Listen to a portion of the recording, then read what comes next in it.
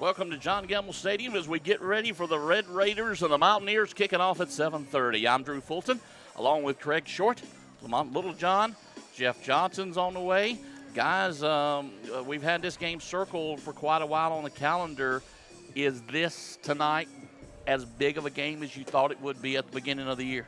Yeah, it is for me. I had no doubt because South Point just produces every year, and then we've been great the last several, so big-time football. Absolutely. It's what you're waiting for, 6-0, both teams. These are the roads that you have to travel if you want to get through the playoffs and make deep runs. And tonight, Craig and Drew will be a playoff atmosphere. Guys, make sure you stay with us. We're going to talk about both teams. The other games going on in the area tonight. It's the Mountaineer pregame show brought to you by let me slow down a little bit. HSI Land Clearing and Development, grading, clearing, erosion control. They do it all. HSI Land Clearing and Development. Quality Fence Solutions. I just looked at a Google review. High quality product at a good price and expert installation. Quality Fence Solutions. And Innovative Pools of Kings Mountain. No one I would trust more in my backyard with a new pool or a spa. It's Matt Bailey with Innovative Pools of Kings Mountain. We'll be right back with more of the Mountaineer game pregame show here on KMHS Sports. We will be back right after this. The Mountaineer Football Pregame Show is sponsored by HSI Land Clearing and Development, Quality Fence Solutions, Innovative Pools,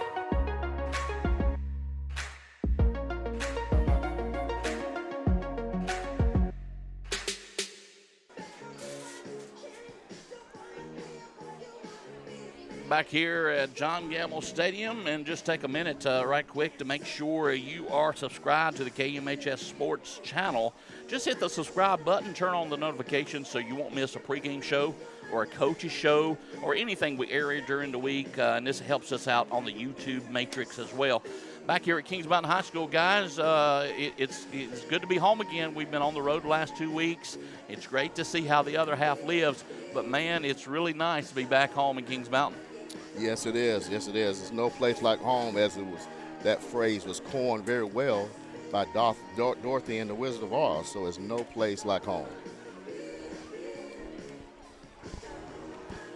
Guys, let's go ahead and start talking about, before I get going, I want to give a shout out to our camera crew, Mike Gann, AJ Fulton. Tonight I've got him on music over here in the stadium, but they volunteer their time, and we really appreciate all that they do, and I want to give them a shout out. Let's go ahead and get right to it. Let's start with the Mountaineers. Last week they defeated Forest View 48-7, and I'll be honest with you guys, I thought the Jaguars would have put up a little bit closer fight than they did. Yeah, me too. I think the way the game started, Drew, the way we jumped on them with the interception early and the quick score, and then again we came right back with another score. I think they just got behind too soon, too quick. I think we had 21 points in the first quarter, and I think that really was the turning point of the game. Well, I agree with both of you on the assessment of the game, and then, of course, how we just jumped on Forest View and when we took their wheel. We talked about we capitalized on short fields, those 3 first drives, and we put them to bed early, and our guys capitalized. Right. The Mountaineers, they rushed for 149 yards on 27 carries, passed for 10 of 12 for 174 yards, and that was on a very, very windy night. Right. So the defense only gave up 61 yards in passing, held Forest View to -2 rushing yards. The only score the Jaguars had, of course, was late in the fourth quarter. I know Coach Wilson wanted that 4th shutout of the season, but just a compelling win for the Mountaineers last week. Most definitely. And it's worth noting that, all of our starters were out. And again, it was a good contested ball on the ball that they scored on. It was contested very well by DB, but their receiver just made a better play. Let's look at the South Point team last week.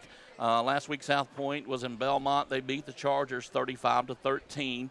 Another game most folks thought would be a little bit closer than it was. Looking at the game film, it didn't appear to me that Crest was that prepared to stop the run. The Red Raiders ran the ball down the throat all night long. South Point only attempted one pass, 43 yards, was complete, but ran the ball 52 times for 339 yards. Wow. Wow.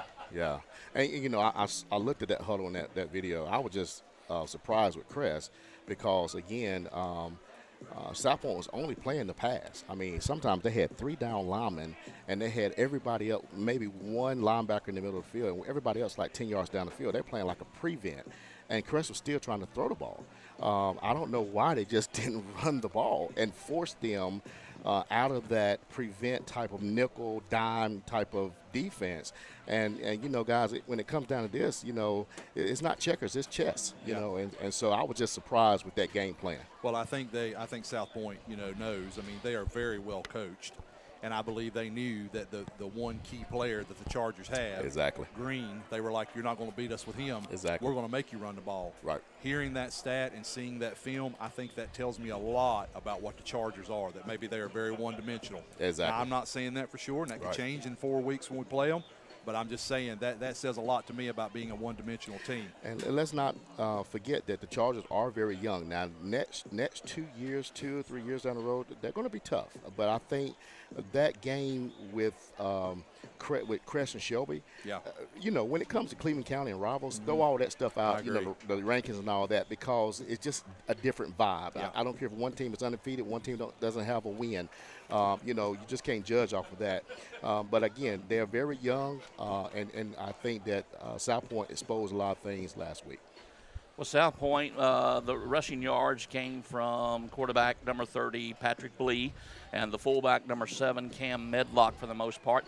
Let's talk about the Redbone right quick. This is an offense that South Point's been known for years. You don't find many teams that run it to perfection like South Point can. For the folks that don't know it, it's a double wing, triple option offense. Guys, kind of lay out the Redbone for us tonight. So what they do, and I've got experience of this. I work with the legendary Hall of Fame coach Mike Carter up in Mooresville. We ran a true wishbone triple option there. They run their triple option out of the wing set, which they have a fullback right behind the quarterback, 2 wings up. They also run a couple other sets out of that. And what you have, and they call it the triple option, is because you have 3 options there. The quarterback gives the dive first. He's reading the down lineman. He then, if he doesn't give the dive to the fullback, he goes down the line of scrimmage, and he can either take the ball and turn up, or he can give it as a pitch. They also have various plays out of that. They have like a little quick pop pass, a hot pass to their tight end. They also like to run a toss sweep out of it. Everything looks primarily the same. Everything looks, the formations look the same, and it's kind of tricky because what it requires you to do on defense is play very disciplined. You have to tackle all 3 phases of the triple option, and if you don't, then you can be in for a long night, and that's what they're kind of banking on. Exactly. You know, you got to stay on schedule. You got to stay on schedule with South Point. You got to hit that fullback every single play. You got to be disciplined on the quarterback and the pitch man. And I think if we do that, guys, we'll be okay. Well, guys, let's take a break real quick. When we get back, we'll look at some highlighted players that we're going to see tonight. We'll talk about some of the other games in the area, and we've got more on the Mountaineer pregame show here on KMHS Sports. Don't go anywhere. Stay right here with us. The Mountaineer Football Pregame Show is sponsored by HSI Land Clearing and Development, Quality Fence Solutions, Innovative Pools,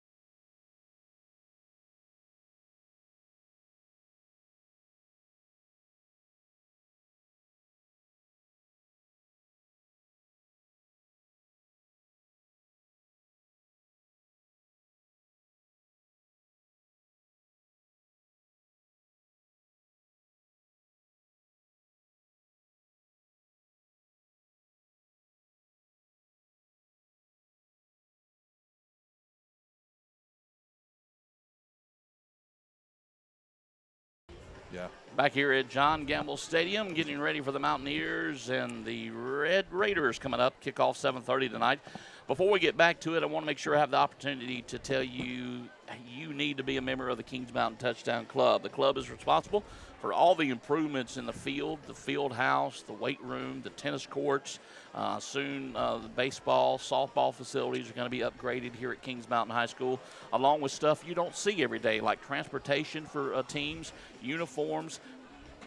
The list goes on. The improvements are done, in different ways, but the biggest way is through its members. So be a member. You can join the Kings Mountain Touchdown Club and be a part of the family. We have a big 100-year football celebration dinner coming up October 20th. Members get to come to that free if you didn't play football for Kings Mountain. So that's a good reason, if nothing else, to join the Kings Mountain Touchdown Club. Sign up for that dinner is by October 10th, so that's running up on us very closely. Go to KingsMountainTouchdownClub.com to find out all the information how you can become a member. This broadcast is just part of the improvements we've had here at Kings Mountain High School. So be a member of the Kings Mountain Touchdown Club. That's really all I got to say. We all are, and you need to be too. Let's take a look at our quarterbacks tonight.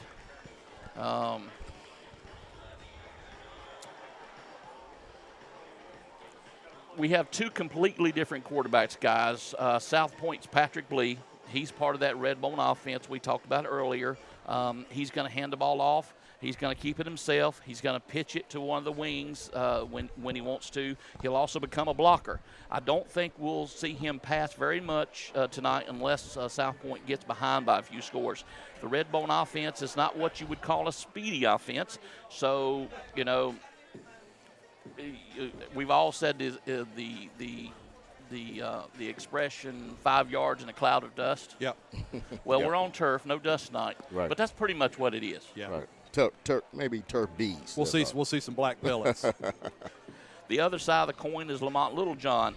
You won't see him tuck the ball and take off running like you will with Blee, but Littlejohn will manage the game, put a good mix of pass and run, and try to manage this clock for the Mountaineers tonight. Oh, yeah, most definitely. And that's who we are. We're a balanced offense, and it's our run that sets up the pass. And he's a senior quarterback. I believe Coach Lord has all the faith in the world in him. He's calm under pressure. I think he's ready for tonight to lead his troops. And hopefully we'll eliminate turnovers and make sure we'll be efficient and effective on offense. Well, and I'll tell you, as I've been already saying a couple times, I mean, it doesn't matter who they've got under center. I was sharing with Lamont off air because I'm in Gaston County. I saw their middle school team last year. I saw Blee as the middle school quarterback. Their team made it to the championship. I'm sorry, I don't remember if they won it or not. Right. They're actually in it. They were in it again yesterday. They have a good program even at the middle school. Right. So he is a great player, and so they've not missed a beat by having him in as the backup, even though being a true freshman. He does not like to throw the ball, I'm sure. He actually throws a pretty decent ball, I've watched. But if we get into that and we're forcing them to throw, then we're having a pretty good night. And that's Exactly. what we want to do. That's what we want to do, exactly. Let's look at the backfield, starting with South Point. The backfield for South Point, number 19, Harrison McKinney. Number 14, Dawson Tobin. They'll be your wings tonight. And then the big fullback, number 7, Cam Medlock. Medlock will probably get most of the carries between the three. He's a senior. He's hard to stop running downhill. Almost 800 yards of rushing so far this season. And, he's right beside the quarterback with the rushing yards for the South Point Red Raiders. Yeah, Drew, it's very interesting that you say that because I want Mountaineer Nation and those who are listening to know that he was their quarterback last year for like half of the season. I think number 12 came in and at the end of the season led them through the playoffs. But number 7 was their quarterback, and I think when 12 came in quarterback last year, he went to the wing back. But he's a tough runner, and I'm wondering, I'm just curious how he's going to do against this caliber defense because, again, I think his coach and their coaches we have told him all week we have not faced a defense like this this year. So I think it's going to be a test for both squads. Well, I think everybody will notice when they watch, if they've never seen this offense or if they don't know anything about South Point, one of the things you'll learn quickly is that on that triple option offense, at the Redbone, as they call it here, at this one specifically, their best runner is their fullback. That's right. Their wings are always usually pretty good. Their quarterback's a pretty decent player, Yep. but they always try to put their best player at fullback. Right. All through the years, from Devine and Mickey Lineberger, Right. all those young players that came through and good players that came through, in all those years, it's always been their fullback that's been their most dangerous player. Exactly. So if they've moved him to quarterback, that means they have that much confidence, or fullback. That means they think he is their best chance to get good yardage, and that's why you'll see them feed him a lot. Right. What you'll notice tonight when they play is that fullback, the one right behind the quarterback, he's going to get a lot of carries because they're hoping they're going to pop one. Guys, let's look at the Mountaineer backfield right quick. Kings Mountain, three main players, different roles than the South Point does. Number 3, Caleb Holland, he's kind of the lead back. Then we've got number 21, Teddy Jeffries. He'll come in and add a completely different look to the backfield. Then later on down the road, usually in the game, we'll see Robert Kendrick. He'll add some fresh legs in later quarters. Guys, is Kings Mountain the new running back you? I know we've talked about it before, but it seems like the last few years we've, had a fairly good stable of running backs. Yeah, I think it's just a blessing. Last year, I think, was a blessing and a curse because a lot of those guys who probably would not have gotten an opportunity, of course, remember Rashad Brooks was out all season. He was a senior last year.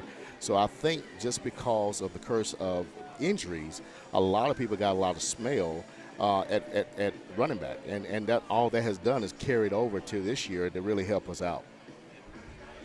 And you know, Drew and Craig, the recipe for a deep run and a hope for state championship is a good defense and good running game, and of course a passing game to complement that. Well, then let's go ahead and talk about the defense tonight. Two defenses that have been strong, but one to me has been just a little bit stronger. Breaking down the defense of these two teams, the Mountaineers have had a lot more success on defensive side of the ball than the Red Raiders had. Kings Mountain's only given up 7.8 points a game. They've had 3 shutouts so far this year compared to the 11.7 points that South Point's given up.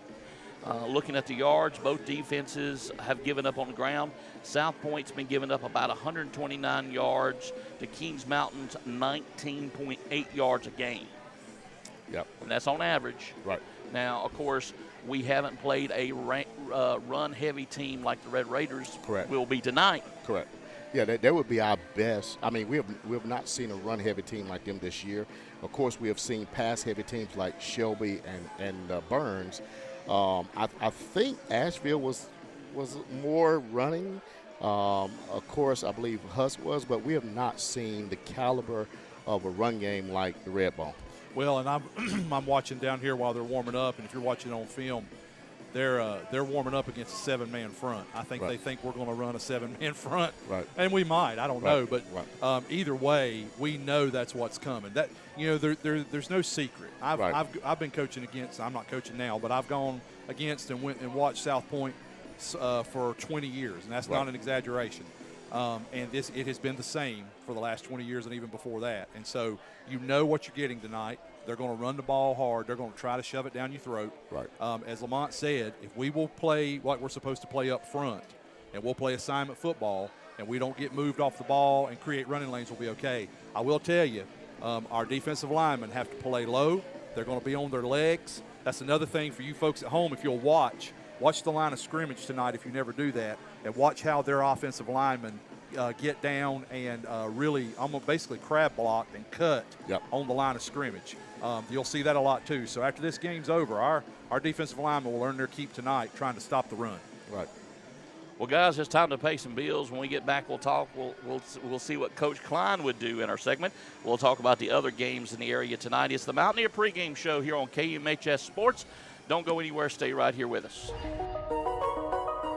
The Mountaineer Football Pregame Show is sponsored by HSI Land Clearing and Development,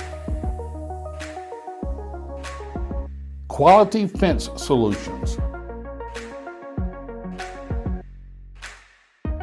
Innovative Pools,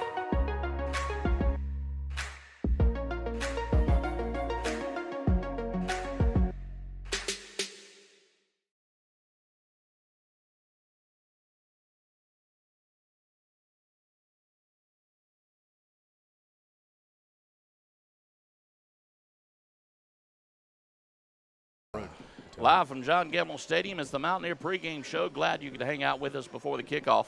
My favorite segment, what would Coach Klein do? Craig, you were up first last week, so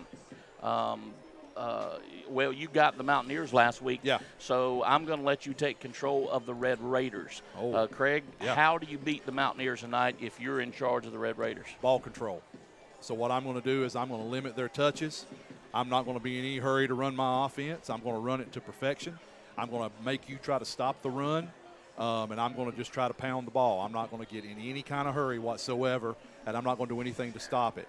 On defense, what I'm going to do is I'm going to try to take away the run from us or from Kings Mountain. I'm going to try to make them spread us out a little more and throw the ball.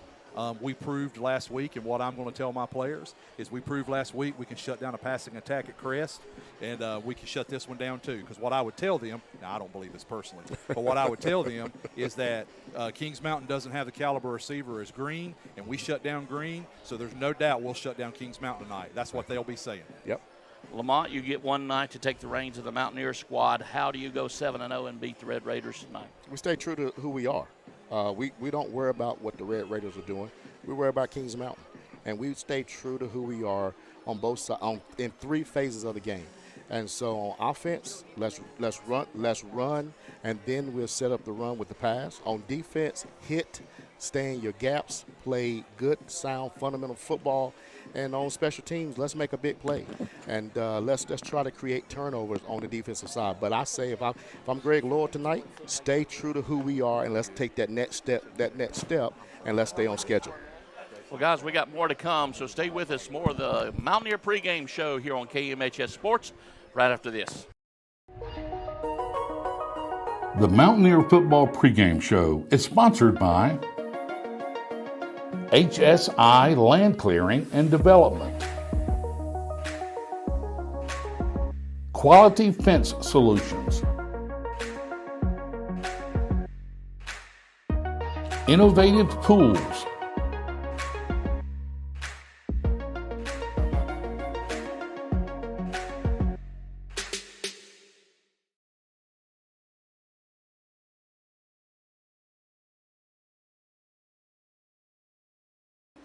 It's the Mountaineer pregame show on KMHS Sports.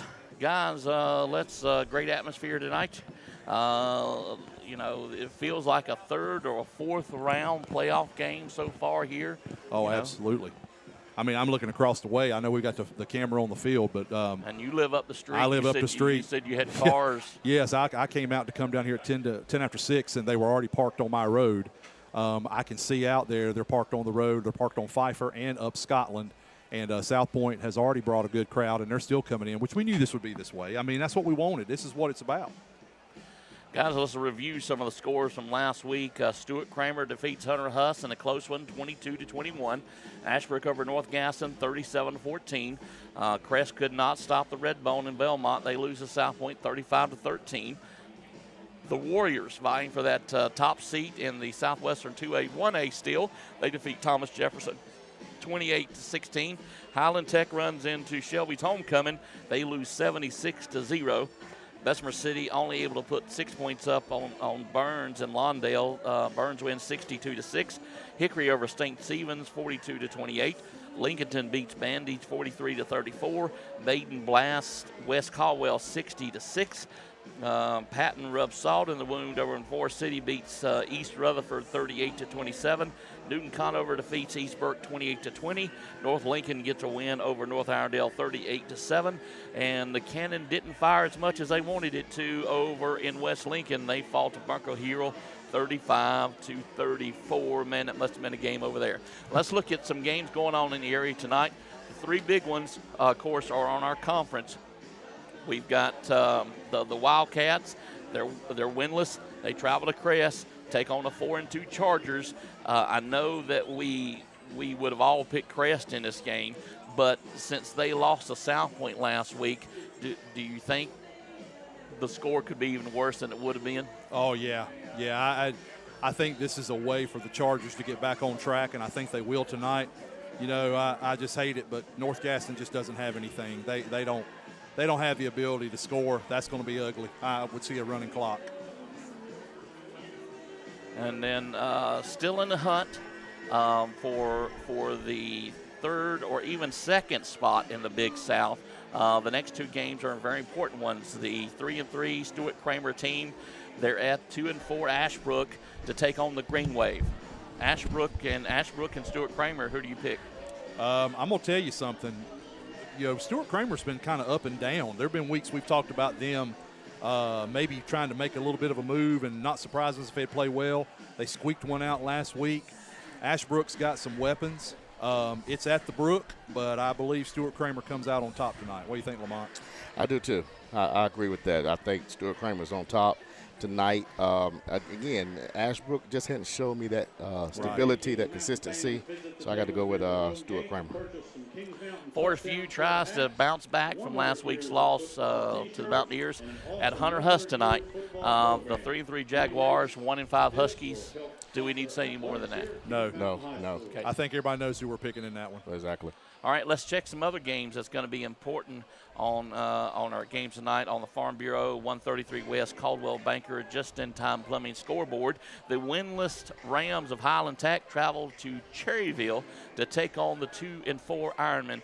And, of course, the Ironmen, Highland Tech, Bessemer City are the 3 1A schools in that conference. Yes. So if Highland Tech's going to get off the loser board, tonight's going to be one of their best opportunities too. Yeah, there is an opportunity, but it's really, really small.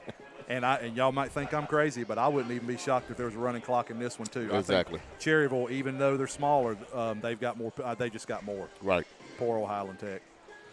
Burns is looking for win number 6 on the season as they go to Thomas Jefferson. This probably will be like when Burns played Highland Tech. Right. I think Burns is on fire. They are looking for that last game and then a deep run in the playoffs. Bulldogs are good. Exactly. 4-2 Warriors of East Gaston at the 2-5 Yellow Jackets of Bessemer City. East Gaston's trying to stay toward the top of the conference, Lamont. They still think they can win it. Yes, they haven't played Shelby yet. Nope. So they're trying to keep themselves in the hunt. So yeah. I think they've got a shot. I think they do too. I always hate pulling against Coach Short. I do too. That's our guy. But again, Bessemer City has been looking good, y'all. I know they got blew out last week by Burns, but this is going to be a tough road to hold. I think if Bessemer City can get up in this game, it may be different. They got a shot. But if East Gaston take hold of this game, I don't think they're going to have a shot. And we said all along, and Shane, we love you if you watch this afterwards. We really do. All you've got to be is the best 1A team. That's right. This year. You're going to get there. And stay healthy. That's right. Stay healthy. That's right. That's it. The 3-3 Lincoln Wolves, they stay home tonight. They host the 0-6 West Caldwell team. City lunch, hot dogs all the way with the Lincoln Wolves. Same here, Lincoln. The 2-5 Hilltoppers, RS Central. They ride the bus all the way to Morganton. The 1-5 Panthers. And I love saying that, and then I couldn't say it. You tried to Patton say Panthers. Patton Panthers. There you go. There you go. I'm going with the Hilltoppers. Toppers. Yep, me too. One of these teams are 6-0. One's 0-6. East Lincoln at Fred T. Ford tonight. Running clock. Gosh, yes, quick. Probably running clock before halftime. Yeah. A 1-5 North Lincoln squad and a 3-3 St. Stephen's team. St. Stephen's. Yep. And I don't think I've seen St. Stephen's tool since they were in our conference at one year. Yeah, but I will tell you, I mean, St. Stephen's is 3-3 after 6 games. That's not typical for them. Exactly. So I'm going to say that. And with North, I think they're just really down this year. Right. The Red Tornadoes still in the hunt. They're behind the East Lincoln team. They play at North Iredell tonight. Hickory is 4-2. The Raiders are 1-5. Yep. This might be a running clock. Hickory played East Lincoln tough. Remember, East Lincoln only beat Hickory 28-14. This might be, if not a running clock, truly a blowout. I think 4 scores at least. I will tell you one quick side note that nobody cares, but I'm going to say it. North Iredell has the smallest press box I've ever seen in my entire life. We played them when I coached at Mooresville, and it's the craziest thing I've ever seen. It looks like a matchstick. Not that y'all care. Hickory, Red Tornadoes, big over North Iredell. And the last one tonight, the 5-1 Blue Devils of Maiden, 2-4 Bandy's Trojans. Maiden. We also missed one, Drew. Newton Con over 3-3 at West Lincoln 4-2. That's a good one. Going with the Rebels. Yeah, me too. West Lincoln might be tight at first, but I think so. I believe West Lincoln will pull it out. Guys, let's take a break. We'll be back with more of the Mountaineer pregame show here on KMHS Sports. More to come right after this. The Mountaineer Football Pregame Show is sponsored by HSI Land Clearing and Development, Quality Fence Solutions, Innovative Tools,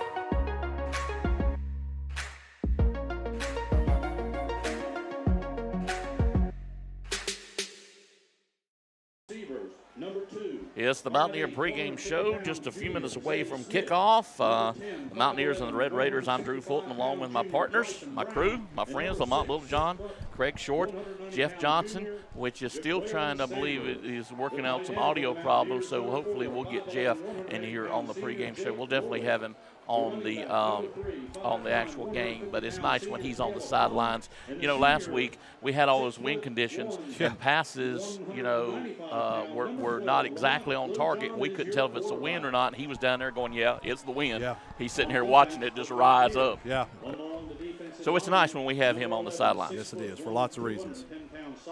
Guys, let's take a look. I haven't done this in our pregame, but we should. Let's take a look at our conference standings right now.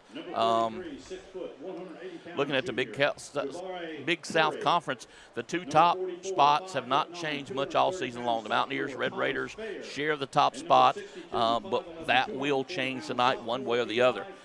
With the one conference loss, Crest has that game. The number 3 and 4 spot still up for grabs here in the conference. Yep. I think all of us know that this is it gives us a lead. If we win this game, it gives us a clear track to the first place. But I'm by no means overlooking that last game at Crest because it's a rival game. But again, this game is absolutely important for our playoff seeding. Well, we haven't said this yet either, and I'm going to go ahead and put it out there. We've got to match South Point's intensity. Right. Here's what I mean. Right. We beat them at Lineberger last year. They're still remembering that. That's right. Even though they got in the playoffs too and did okay. Right.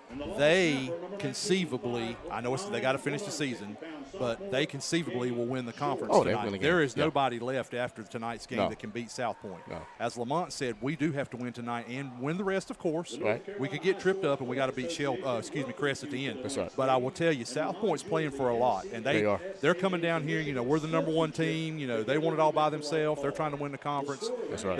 It's going to be a tough game. We've got to fight.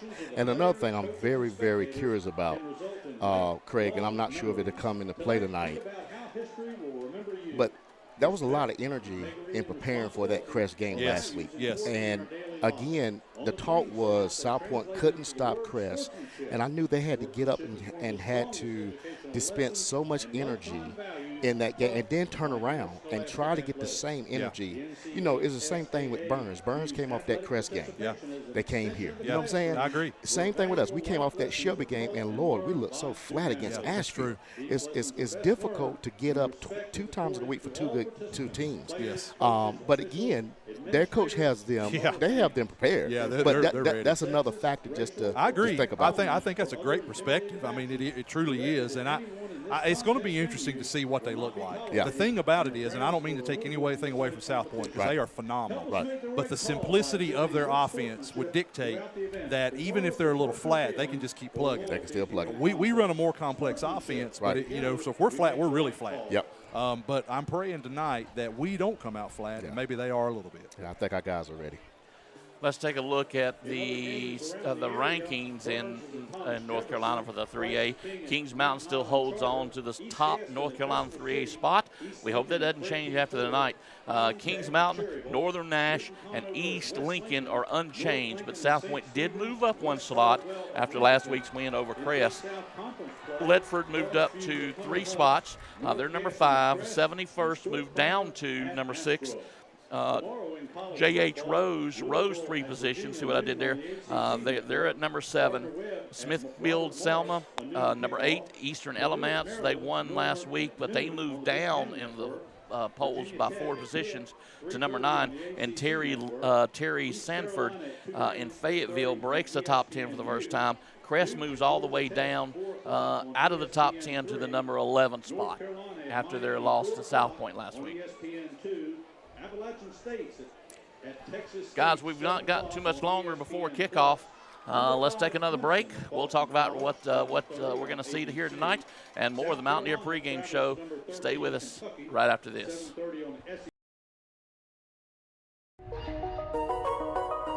The Mountaineer Football Pregame Show is sponsored by HSI Land Clearing and Development, Quality Fence Solutions, Innovative Pools,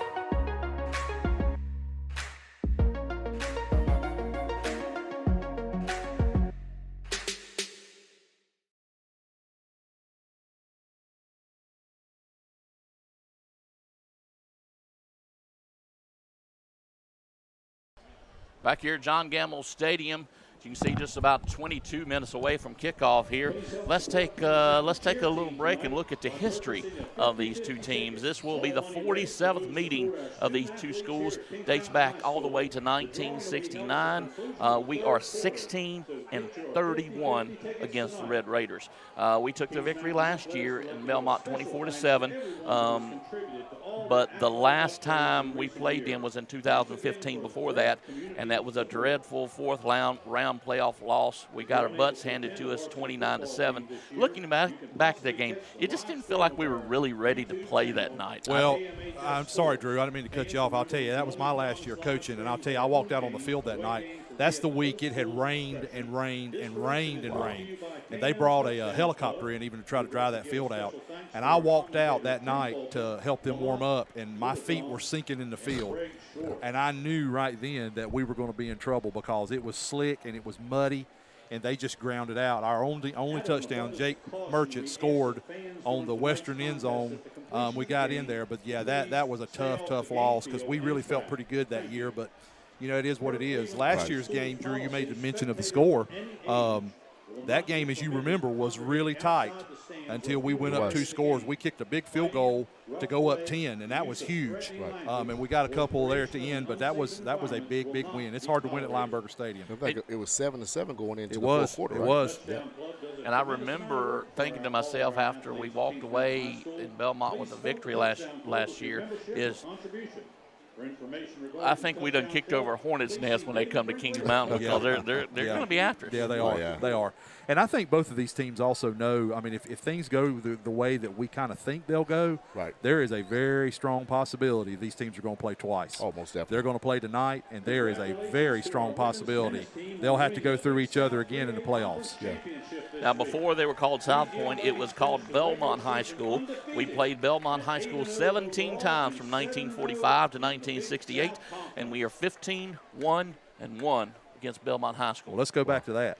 I like that. Yeah. You know, and I thought, you know, we haven't had a huge success against the Red Raiders throughout the years, so I was thinking, well, maybe this will be the first time that Kings Mountain could go for 2 wins in a row, but it's not. We won back-to-back 3 different times, and one time we beat them 4 times in a row. Yeah. So I had those dates written down, but I did not bring them. Even still, I'd like to go ahead and start a streak like that again. Yeah, most definitely.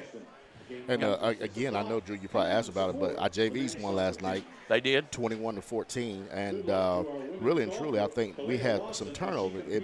We may could have won maybe 2 or 3 touchdowns more, but I was very, very impressed. I was watching someone when we went Facebook Live.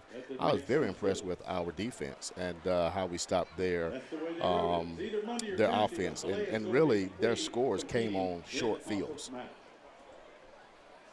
Well, guys, we're about just a little over 18 minutes away from kickoff here at John Gamble Stadium. Let's take another break. We'll get ready for the kickoff here. The Mountaineers and the Red Raiders coming up. Stay with us. We'll be back after this.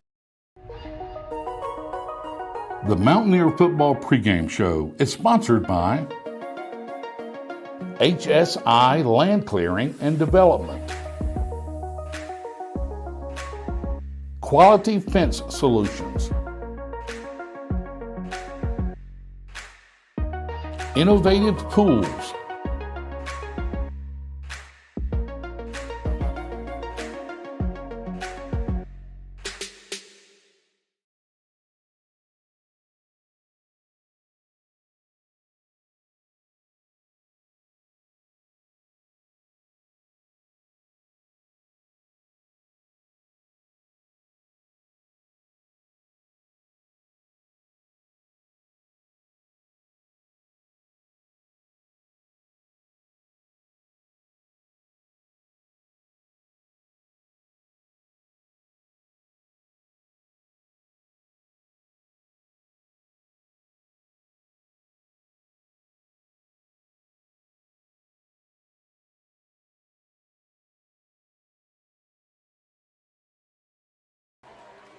Back here at John Gamble Stadium, getting ready for the kickoff, Mountaineers and the Red Raiders. And, man, it's like a playoff atmosphere out there. We finally got Jeff Johnson plugged in, ready to go. Jeff, you're on the sidelines. You can see the crowd a little bit better than we can. Are we filling up down there? We are. Of course, there's some seats behind the student section that no one wants to sit in. But Exactly. We've got room. I mean, there's some even spots over here towards the far right end zone. We've got some room. Jeff, I saw something, speaking of the student section. One of the kids has a shirt on that says, "If you want to see, stand up." It's on the back of his shirt. I think that's pretty cool. Well, tonight they're all dressed in pink. Wearing pink tonight. I like it. And guys, I was able to facilitate something and get. We've got some T-shirts that are going to be thrown out to the crowd periodically through the night. Brought to you by Lickety Lou's. There we go. Louis Nance stepped Yeah, up and appreciate that, Louis gave us Nance. a little money to print some T-shirts and got it done quick with Dell Promotions Advertising. They were able to do it in a few days, and so thanks to Lickety Lou's, they'll be getting some T-shirts later on thrown out to the crowd. We appreciate Lickety Lou's doing that, and we love that barbecue sauce and dipping sauce. But I'll tell you, Mr. Nance, I'm glad we didn't throw out bottles of sauce tonight, because that could turn into a dangerous time. You know? Well, I thought about that, but until he comes out with a plastic one, but even maybe still, not. it still could be a little dangerous. We need some of the packets. You get in the As packets. they would say when you out there and the ball goes, heads up, Yes, right. heads up. Yes, right.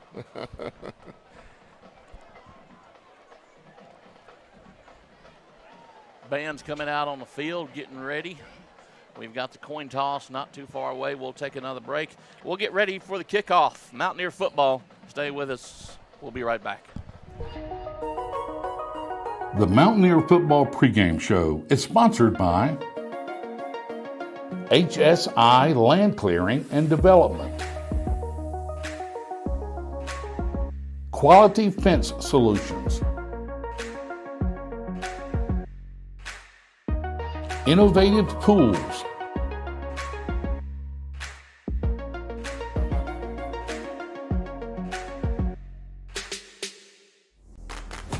Stay tuned for the kickoff here on Mountaineer Football Live with Drew Fulton, Lamont Littlejohn, Craig Short, and Jeff Johnson.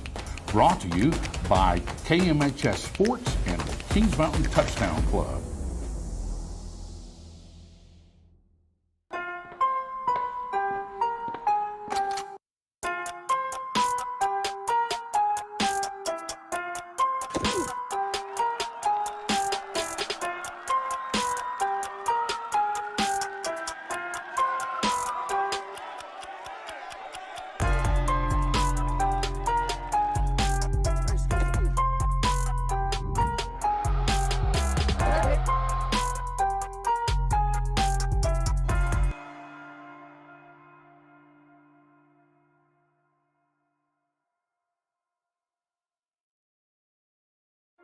The Mountaineer football broadcast is sponsored by Brinkley Financial Group,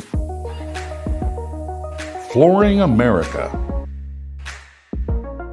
Dr. Brad Moffitt and Carolina Chiropractic, Butler's Outdoor Design, The Venue at Turkey Ridge,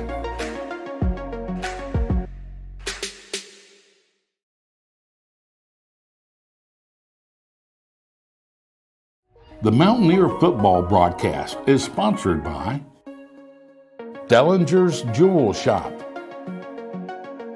King Construction, Patriot Jacks Outfitters, Campers Inn RV of Kings Mountain, JWH Contracting, Allen & Sons Construction,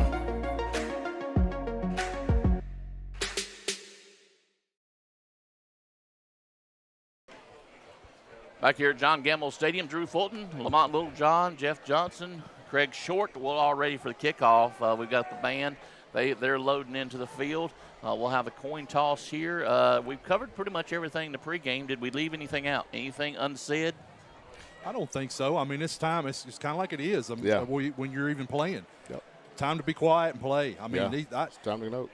I like Lamont, have been drilling my son every day Right. when he's come home to see Right. what the mood at practice was. Right. and how they look and what we're doing. I mean, I'm curious. Right. Talked to Coach Lloyd a few times this week already too, and from what I'm hearing in Lamont, you say what you need to say or correct me. Most definitely. They say they've had a good week of practice. Yep. They're focused, and we're ready, and it's time to put up. I mean, we know what's at stake. Exactly. We know what's on the line, and we need to play. So we got to play. And I think it's just a sense of confidence with these guys. And but now it's time to execute the game plan. Right. You know, I was thinking earlier, too, we've talked about, we've seen our team play already now 5-6 games. Right. And we are still waiting on us to play a complete game. Right. And, I mean, we've done well in phases. We've done well in certain games. Right. Tonight, I want to see us play a complete game. 4 quarters. Yes. Yep. From the first snap or kick, whatever you want to call it, to the very end of the last whistle. Right. I think if we do that, there are really good things this team can accomplish. Exactly. Soccer for Barca Academy in Huntersville, where he plays center midfield and center back. He also enjoys playing basketball for the Kings Mountain YMCA. Eli is the son of Leslie and Tyler Deaton. He has 2 sisters, Addison. Still got a big line coming in. A great night, by the way. You know, I thought we were going to have a little bit cooler temperatures, but I opted for a short sleeve T-shirt. It's great weather for football. I mean, it's not hot. It's not too cool. I tell you something, you talk about the great crowd, Drew. I see something I don't know that I've ever seen over there at the tennis court. We've got people actually sitting on the line of the tennis court and the fence. I see that, yeah. On our right for the crowd, it'll be the right on the screen. Exactly. I mean, the South Point people are all the way down to the concession stand on the visitor side, but we've got people sitting over at the tennis court. And as Drew said, people still coming in. It's a great atmosphere, really exciting. Camille Currence and Melissa Brooks. The band's about to take the field, and guys, tonight, halftime, that's who we chose to have our halftime guest. We're going to show the entire band performance. So if you like our band, and I know you do, stick around at halftime, and you'll get to see their 2022 field presentation. And it's a good one. It's the 80s, so I know you're going to like it. That's coming up at halftime. And the next halftime guest is Steve Baker. Now, I got to visit with Steve Baker Monday night, and he's fascinating. He's fun to talk to. Played for Kings Mountain running back 61 to 64 on some very good Mountaineer teams then. Also, he was a teacher, right? Yep. Yeah. He taught, coached. Yeah, I think he taught my sister, he actually helped lay the first brick on the old Bill Bates field house that's at our stadium now. So he's been around. He's seen a lot of stuff, and that'll be the next halftime show that we come to. We've got the Alma Mater and the National Anthem coming up next. We'll take just a quick break. We'll be back here with more Mountaineer football right after this. The Mountaineer football broadcast is sponsored by Brinkley Financial Group, Flooring America, Dr. Brad Moffitt and Carolina Chiropractic, Butler's Outdoor Design, The Venue at Turkey Ridge,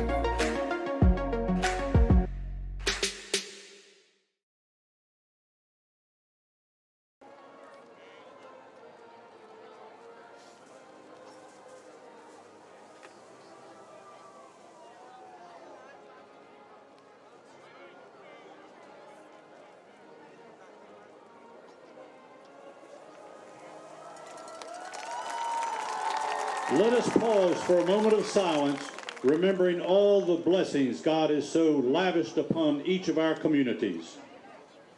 Our most gracious, loving Heavenly Father, we thank you for today and the privilege to gather together in the spirit of competition. Lord, we ask that you would bless the players and the coaches as they take to the field, the fans, the band, and the cheerleaders as they support these athletes. And may good sportsmanship prevail. For in Christ's name, and everybody says, Let us remain standing as we play our national anthem.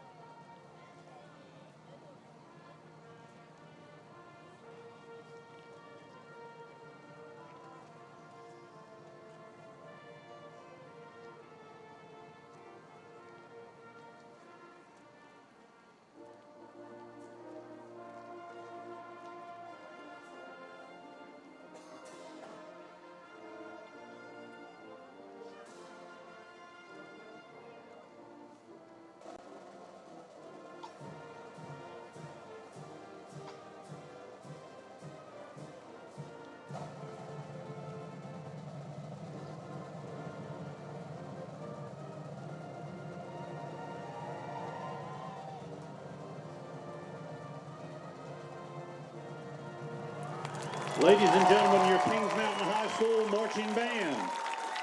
Back here at Tonight, John the Gamble Marching Stadium, Mountaineers are excited to be national joined anthem by the just Kings Mountain played Middle School there Great for a Band. minute too. The 8th grade band will join the Getting ready for the band in kickoff. the Just stands, a little and less then than for a special little less than halftime 7 minutes. performance. Stay with us throughout the game. We'll have update with Farm Bureau, 133 West, Caldwell Banker, Just in Time Plumbing scoreboard. And our team captains walking through the stadium right there.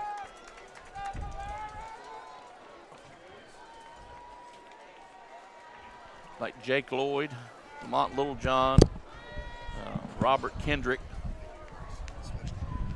Curtis Simpson, the captains for the Mountaineers tonight. Come over a little bit more. Okay. With this game as big as it is, and South Point more or less trying to get that ball control, does it make a difference what you pick here? I think the ball? I think they want the ball, Right. in my opinion, because I think they want to try to eat up clock right here at the beginning of the game. That's actually what we did last year when we started the game there. Coach Lloyd went on a really long drive, ate up a lot of clock. Right. So absolutely, I would say they want the ball. Number 5, Will Rice. And I wouldn't be Number 8, surprised. I'm going to be honest with you. I wouldn't be surprised if we win the toss and we take the ball, Yeah. that we eat the clock. I was going to say that. I would not, because the same concept, even though our offense is a little more fast-paced, Right. well, it's probably a lot more fast-paced, but I think Or we it can want, be. It can be. It could be very methodical, and I think he wants to do it. We saw that in the Shelby game. The very first few drives that we took on the Shelby game, Coach Lloyd was very methodical in what he called, and we ate up a lot of clock. So we can see that again here. Limit their touches as well. R.J. Laney, the back judge, Patrick Donahue, and the clock keeper, Mr. Ruben Dean. Fellas, it's a beautiful night for football. Yes, it is. This game, this season, I don't think I've seen more camera people and people on the 50-yard line Right. for this coin Right. toss at all. It's a big game. Greg, I believe you've got the officials for tonight's game. Yes, I do. Our referee is Chris Eldrith. Our umpire is Nathan Colvard. Linesman Garland Baker. Line judge R.J. Laney. Back judge Patrick Donahue. And our clock operator is Ruben Dean.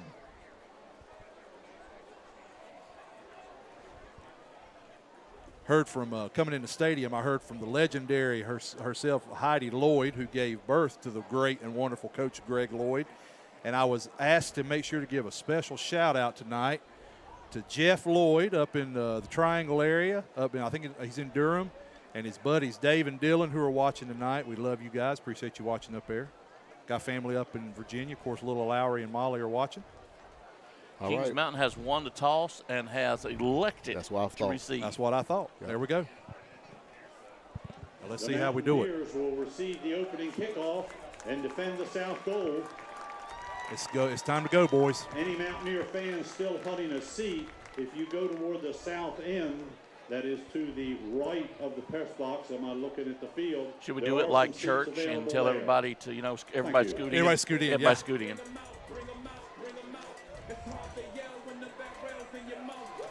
I'm surprised that South Point didn't bring their band tonight. I don't see them. They could be stuck in traffic, They might be. but they're going to have to squeeze in over there somewhere. Yes, they are. They can play on the tennis courts.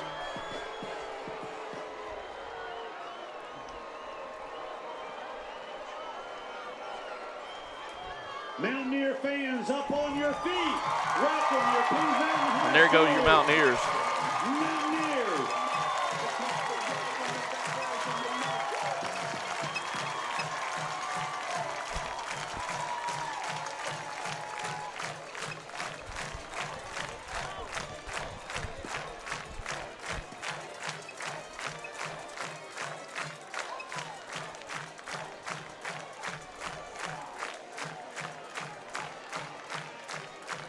Wow. That's big time. So the Mountaineers will go on offense first, or at least be the receiving team.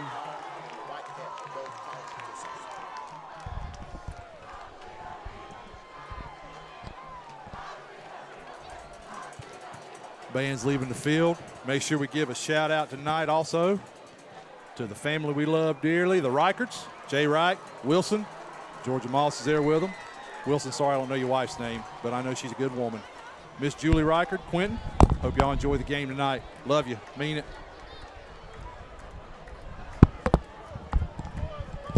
And I'll remind you again, if you're just joining our program, if you haven't liked and subscribed our channel, please do so. That helps us out. And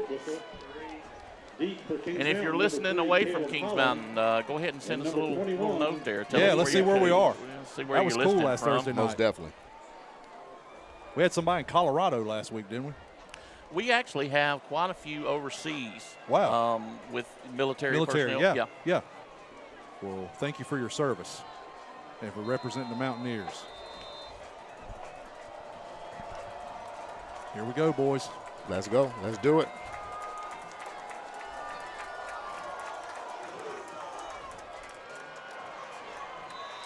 The kicker has a big leg. So into the end zone, Mountaineers will take over 1st and 10 from their own 20-yard line. Yeah, they've got a pretty good kicker, just like the Mountaineers do. Exactly.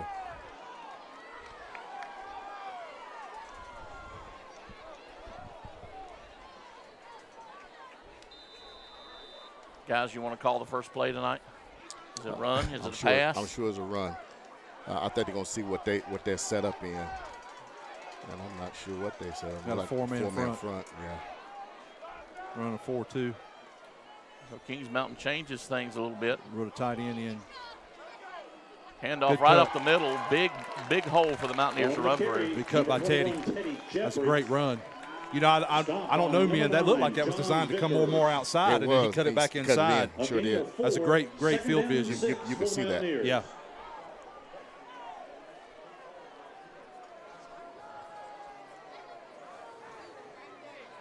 So any of those later on, if it's a tight game, any of those gadget plays they've been working on, you think we might see them here tonight? I think it's possible. You never know about Coach Lloyd. Hand the ball once again right up the middle. Not a lot of running room. Looks like he got back to the line of scrimmage. Jeffries once again the ball carrier. Their defensive tackle right there, number 67, 67, Hunter Jackson made a great play down inside. Unfortunately, our lineman had to block him right into the play.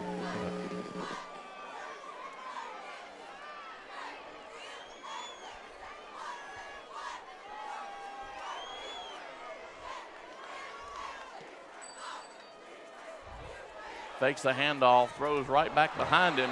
Ball incomplete. Incomplete. Intended receiver was Teddy Jeffries. It'll bring up 4th and 4th and 5 is what it'll bring up.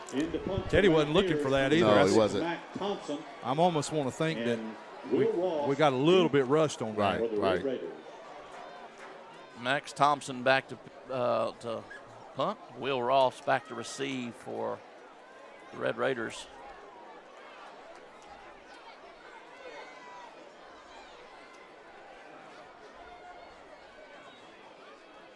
Ball is up. Good punt by Thompson. And the fair catch is called at the 35, so the Red Raiders will take over 1st and 10 from there.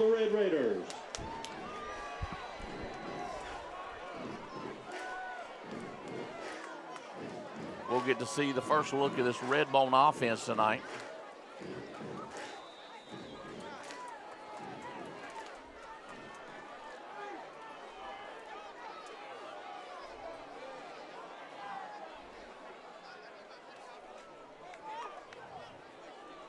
I was telling the viewers at home, pay attention to the line of scrimmage. Right.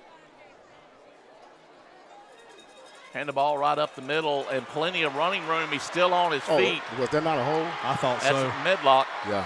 And we run him out around the 30-yard line. Medlock on the carry. Stopped by number 62, Eli Lipscomb. If you watched on that right side that he ran on right there, they caved that whole thing down. They sure did. Near 34-yard line. That's the premise of what they do. Exactly. So another 1st and 10 for the Red Raiders. He'll keep it himself, and he'll get hit the backfield. Lee on the carry. Stopped by number 15, A.J. Richardson. A loss on the play. Lose about 3 yards. You know, it's the only offense I've ever seen where the people that run it, they don't mind punting. No. They don't mind losing yards. I mean, they're methodical. Right. That play right there, while they didn't like it too much, Right. they don't worry. No, they don't. They'll come right back. They come right back to number 7. 2 receivers set for South Point. Stay back. Hand the ball off right up the middle. Ball. Fumble. Did it come out? Yeah.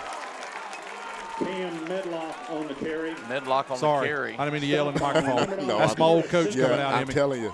A gain of a couple yards. 3rd down and 11 for the Red Raiders. Now, what we have to watch here is A little pop pass. A little pop pass to is 19 out there or either 35. Pop pass, or they like to run a toss on this too sometimes, Right. a little toss sweep. But 19. Yeah. So Blee drops back the pass, but he's going to run it himself, and he's going to get run out of bounds. Nowhere close to a first down. Is this 4th down territory, or will they go for a field goal from here? Well, he's got a pretty strong He got a leg. strong leg. It's only 4th and 4. I think they'll go for it. Yeah. 4th and 4 for the Red Raiders. Yeah, they're running a play. We just got to watch, make sure they don't try to draw us off sides. I know that their kicker here, I was looking at some reports, he can kick it like 50 yards. Yeah, I was watching warm-ups. He's strong. Yeah. So a big stop here early is what the Mountaineers need. Hand the ball right up the middle again. He didn't get it. So after a big first play, the defense makes a big stand. That's what we need. You know, and I almost think like on that first play, you know, sometimes they get you on your heels a little bit just because it's just quick. It's your first time you ever seen it. Yeah. You can't simulate that in practice. 1st and 10 from the 26-yard line for the All right, now we got to get our Mountaineers. offense down the field, and we got to score on this one. Mountaineers with a 3-receiver set and a tight end in. Hand the ball off to Caleb Holland around the left side. He's able to get a few yards on it. Number 3, Caleb Holland on the carry. Gain of Stop by about number 3. 33, Chance Ford. Been impressed so A gain far. of I 4, know we've only run 2nd 4 down and plays, 6 but for the Mountaineers. I've been very impressed so far with how the Red Raiders are filling gaps and getting Right. where they need to be. Right. They get downhill Right. quickly. Right.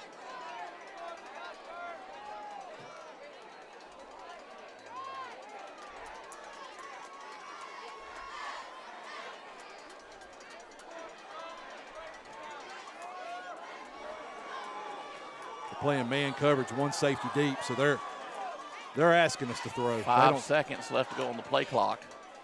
They get to play off. Hand the ball right up the middle. Exactly. Big running room. Good job. Great blocking. Big up first front. down. Caleb Holland, the ball carrier. I'm gonna tell you what the viewers at home didn't really see, maybe, unless they were looking. Great blocking up front. South Point is almost basically loading the box by playing man coverage. They are. So they're daring us to run on them, and that's a huge run right there. Yep. And if we continue to run, Lamont, you can back me up on this. Yep. It'll soften up maybe It'll that soften man up. coverage, It sure and we will. might can get a little something underneath. There you go. That's the game plan. So Jeffrey's back in at the running back position. Hand the ball off the left Take it. side. Get in there. Good job. Trying to find a hole to run through. Go, Still go. on his He's still feet. on his feet. That's what I love about Teddy. He keeps those feet Caleb moving. Holland on the carry. What may be a 2-yard loss, he'll turn it into a 3-yard gain. Jeffries on the carry. 2-yard Stopped by gain. Number That's definitely what he did right there. Exactly. 67, Hunter Jackson. It was only a 2-yard gain, 2nd down and but 7. you know they really had him stopped at the line of scrimmage. Yeah, he did. I think Drew too. Like even a 2, that's a very positive 2-yard gain because it was nothing at first.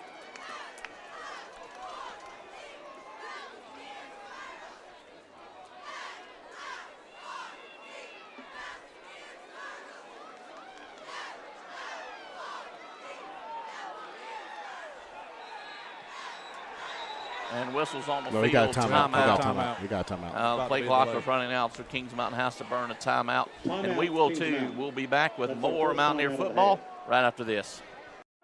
The Mountaineer football broadcast is sponsored by Brinkley Financial Group, Flooring America, Dr. Brad Moffitt and Carolina Chiropractic, Butler's Outdoor Design, The venue at Turkey Ridge.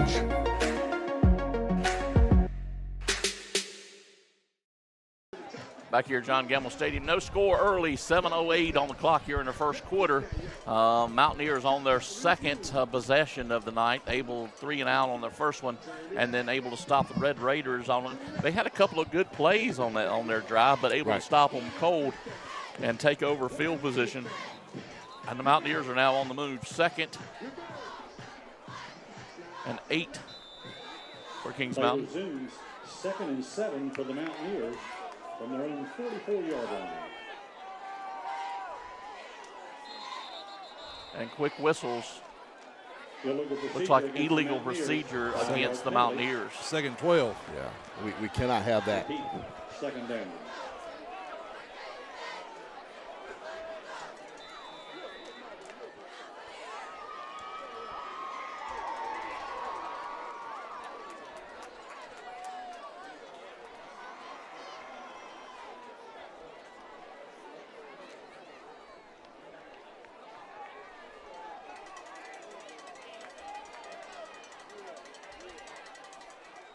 Fakes the handoff. Little John looking to pass. Has plenty of time. Finds a receiver close. That's Lloyd.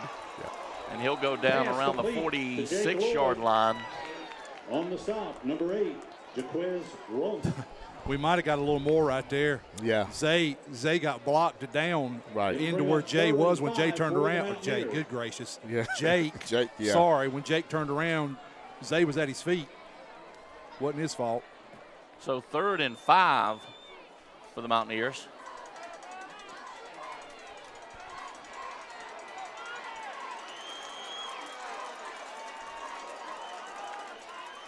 Fakes the handoff once again, looking for the screen pass, able to complete it around the 40. By Alex.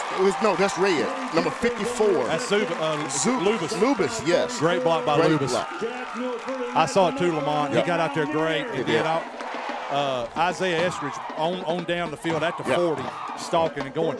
That's what we tried to do on the left side earlier, and Teddy didn't get turned around in time. Right. I tell you what's frustrating about a team that runs screens and you practice against them all week and you think, okay, we're going to stop them. Right. And doggone it, they complete one on you. Exactly. Drives you crazy. Great execution by the Mountaineers. Hand the ball off to Jeffries over on the left side. A hole to run through. He'll bring up a 1st down, and he's still on his feet. Big 20-yard play right there. What were you saying? I'm telling you, that Teddy is special. But again, what we're doing is we got them on their heels. Remember, guys, if we can complete this with a score, South Point has never trailed this year. I wonder what this do with their psyche and their adversity. 5:40 and counting in the first quarter. Let's find out. Yeah. Let's put it in there and find out. We got to score. 2 receivers set, 2 tight ends in this time. Hand the ball off over on the right side. Plenty of room to run. He'll get down to around the 12, 13-yard line.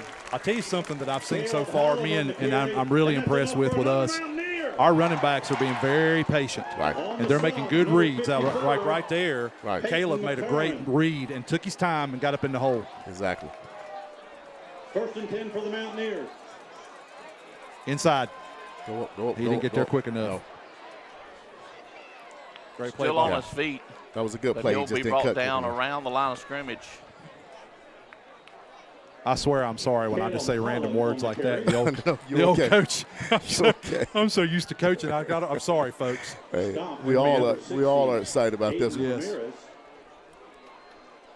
No gain. So no gain on the play. 2nd and 10 for Kings Mountain.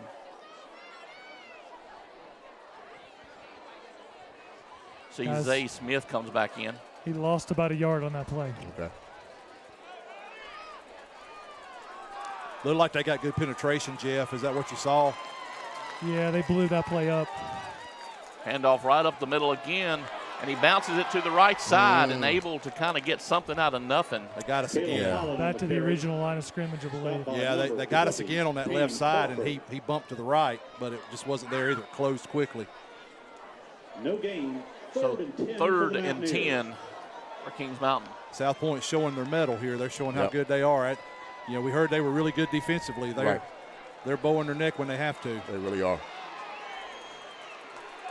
Teddy Jeffries in at the halfback position. Lamont calls the signals. He drops back to pass real quickly, looking for the corner of the end zone. Ball's up and incomplete. Good ball, good play. Yep. Intended receiver Bryson Brown. Brown, On the coverage, number 21, Michael the intended receiver. I mean, that was a good defensive play. The ball was right there. Just a good defensive play. Say the offensive line is doing a great job giving him time. Right. Yeah, and Jeff, we've noticed, I mean, except for down here inside the 10, which, I mean, it just is different there, but we're opening up some good lanes to run in, too. So Jaden Ellis will set up for the field goal. Ball is up. And it's good. And it's good. Kings Mountain will take a field goal with a lead. We'll take a break. We'll be back here with more Mountaineer football right after this. The Mountaineer football broadcast is sponsored by Dellinger's Jewel Shop, King Construction, Patriot Jacks Outfitters, Campers Inn RV of Kings Mountain, JWH Contracting, Allen & Sons Construction.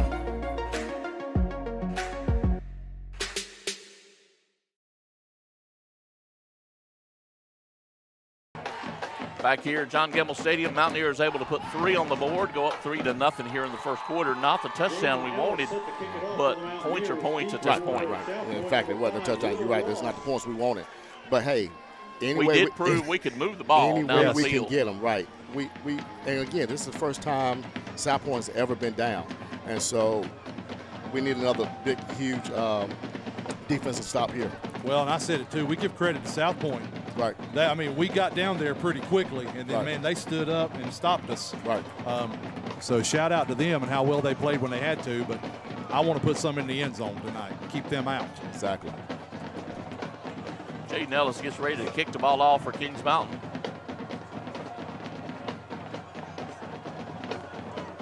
And he does, kicks it deep, makes his way to the end zone. Touchback. They'll come out to the 20. South Point will take over 1st and 10 from there.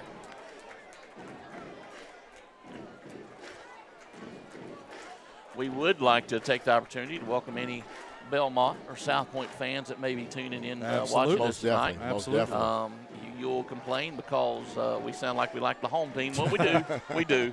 We do like the home team, but we respect immensely the South Point Red Raiders and their program. Straight up the middle again, and Mountaineers able to quickly close the hole. Medlock, the ball carrier. We are keenly aware about what we're playing on the other side of red and white. And what happens is, if we can keep this up all night, they will have to go to something different. Yeah. And what happened is, Bleed's probably going to pull it here.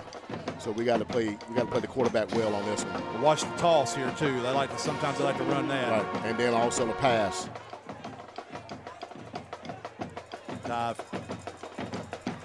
Straight up the middle, no luck. We got to watch. I'm noticing right there their inside slot 35. He's Right. looking to release. He is. And that's what we got to look at. Yeah. So watch. You got to watch the pass. They're going to pass it here. We just got to get back out there. We got to get Curtis back there. A good 3 and out is what the doctor prescribed right here for the Mountaineers.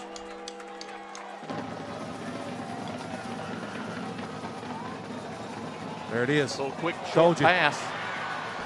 35. Told you. It's almost He's like still I'm, on his feet. It's Bringing him down almost- about the 49-yard line. It's almost like I'm a psychic. And And that's what they'll do. Yep. We didn't cover him. Right. And he had seen on the play before we didn't cover him either. Right. And he ran off and he held his arm up. And I think that was on Rob. Yeah, we That just was on didn't get Rob. over. Right. And they was telling him to get back, but he didn't. I do like how the Mountaineer defense seems to be talking to each other Yes. Right. a And that's lot good. out there. That's good. And the ball off right up the middle. You know, you got to He'll get understand. maybe 1 or 2 yards on the carry. You got to understand, they're going to make plays. And so we just want to keep them out of the end zone, keep them out of field goal position. Well, with their offense, they can pretty much fall forward and get 2 yards. Right, right. They especially can because, as I've told the fans at home, watch on that line of scrimmage. They just create piles. They're cutting and getting after us.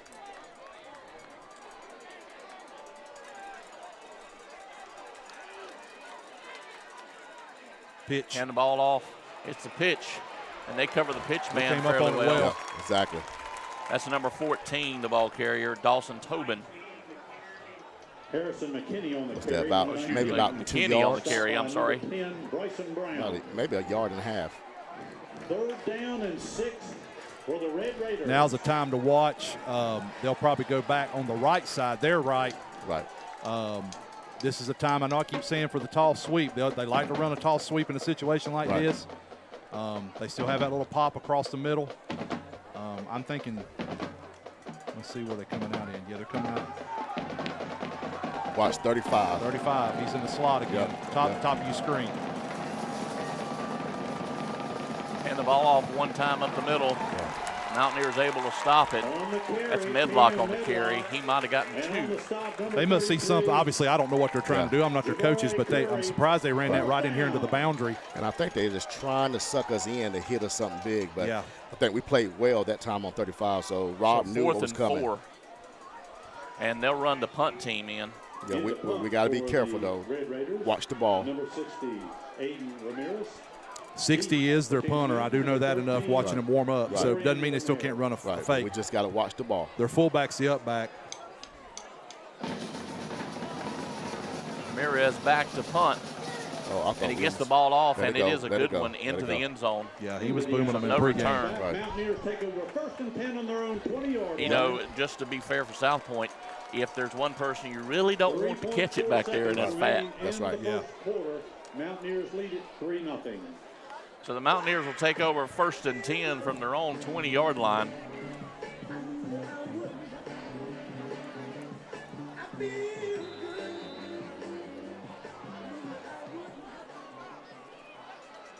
We probably just run it and get out of the first quarter. This is a fast and quick first quarter, y'all. It's going to be a quick game with the way they run the ball. And we And run the ball off quite a right bit up too. the middle. A little bit of running room for Teddy Jeffries. on the carry. Tripped up by He number picks 8, up 3 yards. Jacquez Rump. And that's the end of the first quarter with your score. Kings Mountain 3, South Point 0. So that's the end of the first quarter. We'll take a break. We'll be back here with more Mountaineer football right after this. The Mountaineer football broadcast is sponsored by Dellinger's Jewel Shop, King Construction, Patriot Jacks Outfitters, Campers Inn RV of Kings Mountain, JWH Contracting, Allen & Sons Construction,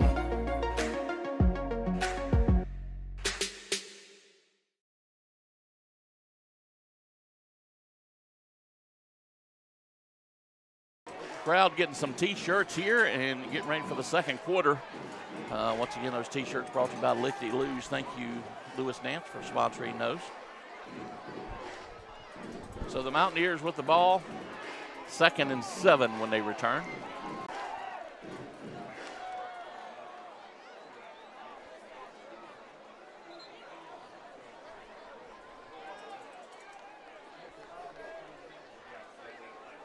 Second and 6 as play resumes to begin the second quarter for the Mountaineers. I don't think me and Jay can get on the same line of what the yardage is like. He's always trying to show you up, I think. Ball on the ground real quick, but a quick pass, incomplete. Pass incomplete, the intended receiver, Jaqueline Sanders. Yeah, I think he dropped that ball and picked it up real quick and got it out. So it brings up a 3rd and 6 for Kings Mountain.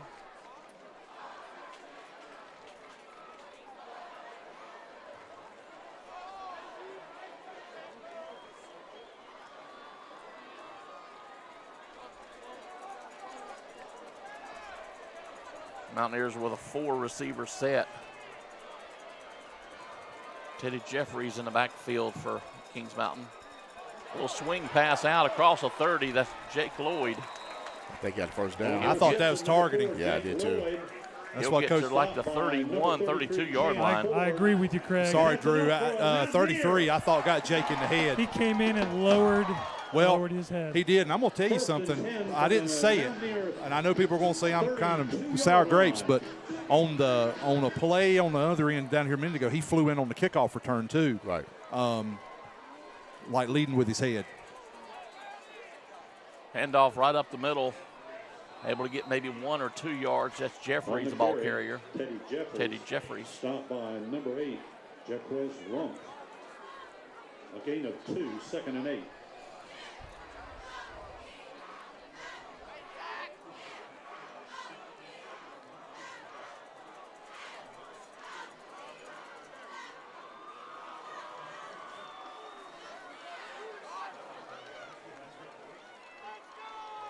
So the Mountaineers have proved that they can run and pass on this defense. Right.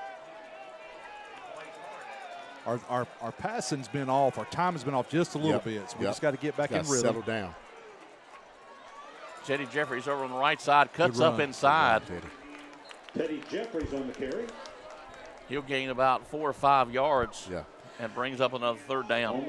Back to what you're saying, Drew, I just think we just need to settle down, which is like, a big game like this, nerves. But you're right, we're not on our timing.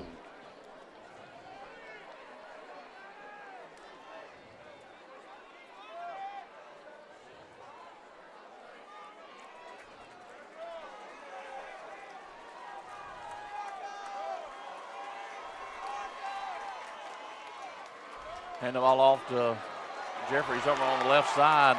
That's going to be a hold on Jackson. Was that Holland? Yeah, that's Holland. Holland, the ball carrier. They're going to call a hold on him.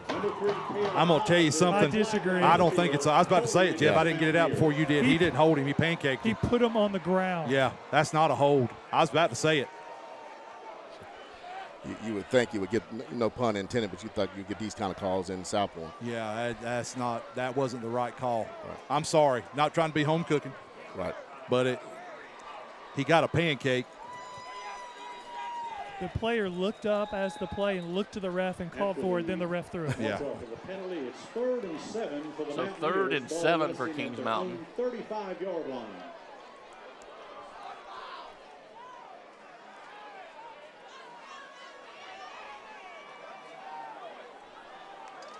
Better hurry. Yeah.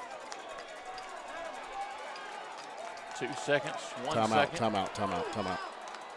And Kings Mountain will burn another timeout. That's their 2nd of the half. So they'll get 1 timeout left. We'll take a timeout. We'll be back here. More Mountaineer football. Stay with us. The Mountaineer football broadcast is sponsored by Brinkley Financial Group, Flooring America, Dr. Brad Moffitt and Carolina Chiropractic, Butler's Outdoor Design, The Venue at Turkey Ridge,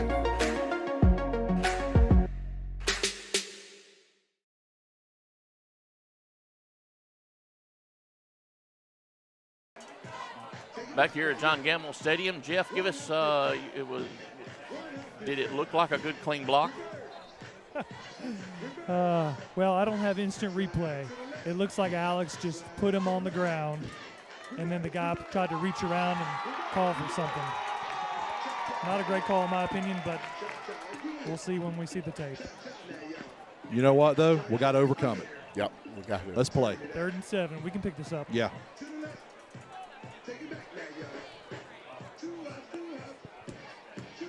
Third and 7 for the Mountaineers. 9:58 remaining in the first half. Mountaineers lead it 3-0. 3rd and 7.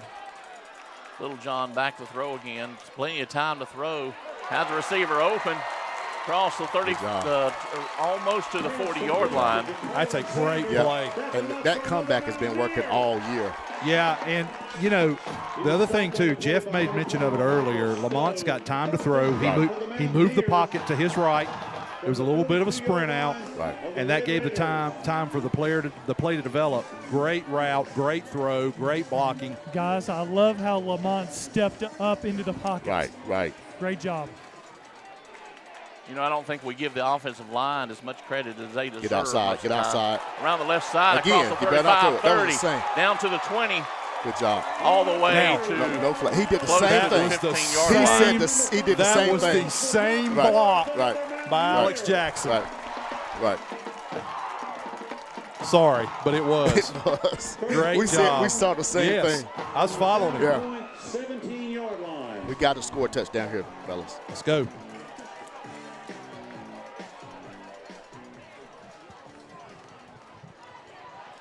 Inside. Go inside. Go. Trying to find some running room. He hesitated just a He little. did. I'm telling you. Yeah. I'm with you, Lamont. Yep. If he makes that cut a half a second earlier, it opens up better. Right, yeah. A gain of 2, 2nd down and 8 for the Mountaineers. We still got a couple yards. Did you see that, Lamont? Yep, I did. I got to quit yelling inside. I'm gonna drive the people at home crazy. It's the energy of this I'm game, going to be Craig. deaf tomorrow. It's I'm the sorry, energy Jeff. of this game. It is. Folks, you can't see it. There are people all the way around the track. It's slam packed here. God. Well, they put up extra barriers around that end of on the south end of the field. I don't know if you saw that earlier. Little John fakes the handoff, throws it over to the right side. That's Jake Lloyd to run through the 5. On the reception, number 4, Jake Lloyd. Yeah, Drew, I saw that. On the stop, number 21, The barriers are being covered by the people now. And that's a first down, so it'll be 1st and goal From the 7. from the 7. 1st and goal from the 7-yard line for the Mountaineers.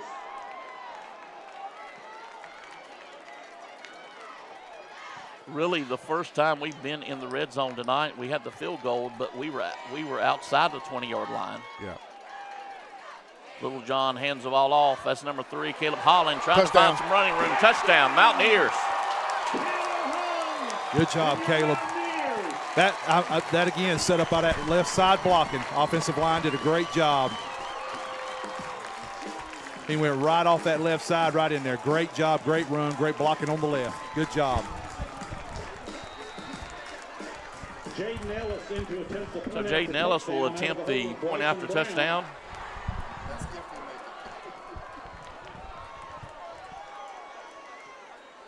The ball is up, and it is good. Mountaineers will lead 10-0. We'll take a break. We'll be back. More Mountaineer football right after this. The Mountaineer football broadcast is sponsored by Dellinger's Jewel Shop, King Construction, Patriot Jacks Outfitters, Campers Inn RV of Kings Mountain, JWH Contracting, Allen & Sons Construction.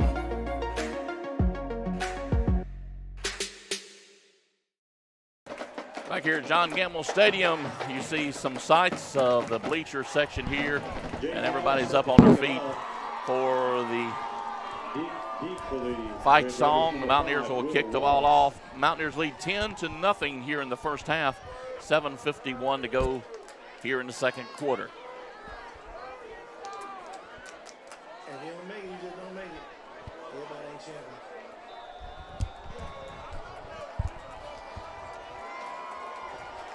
So Ross and Tobin back deep to receive. Jaden Ellis's kick. And he gets the call to kick it deep enough for them to return it. They cross the 20. They've got a little running room, but able to bring him down around the 33-yard line. Right. And they run hard, y'all. They run hard. 16, Xavier Wilson. 1st and 10. For So Southport. 1st and 10 for the Red Raiders from their own 33-yard line. And to me, guys, just playing devil's advocate, this is a must-have for Southport right now. Must be. It is. Yeah. We just can't give up a big False play. start. Uh-oh, that's on them. They jump. Did they not Why call did he it? not? They didn't call it? Thank you. Okay, now, yeah. Flag down on the play. I mean, Come on. Terry, I know what you told me about these two guys. Come on, man. Yeah, they got caught watching the game. Yeah, they did. They got caught watching the game, and they got to call the game. Sorry, I just called Terry Prince out. Sorry. 1st and 15. Come on now. It won't be the first time. I know. He loves me. I think. 1st and 15 for South Point. I heard from some Crest fans the one pass that they threw last week What's the touchdown? should have been that same call. Oh, wow. They had 2 men in motion. Gave it right back to him. Offside against the Mountaineers. So all sides against the Mountaineers. They'll take it back to 1st and 10 again. Hey, Craig, you would know the answer to this. How come their center lines up as he does? He's almost in a very forward and flat position when he snaps out. So he can chop block. Yeah, so he can chop block. They put their center in a 4-point stance. Right. So his offhand is going to be on the ground, and that's so he can cut more. See how his offhand's on the ground? If you'll watch him, he'll cut a lot backside especially. See right there? That's what I'm saying. It's actually, I mean, you'll get caught up if you're not careful, but if you'll watch the line of scrimmage, that's actually a pretty interesting thing to see.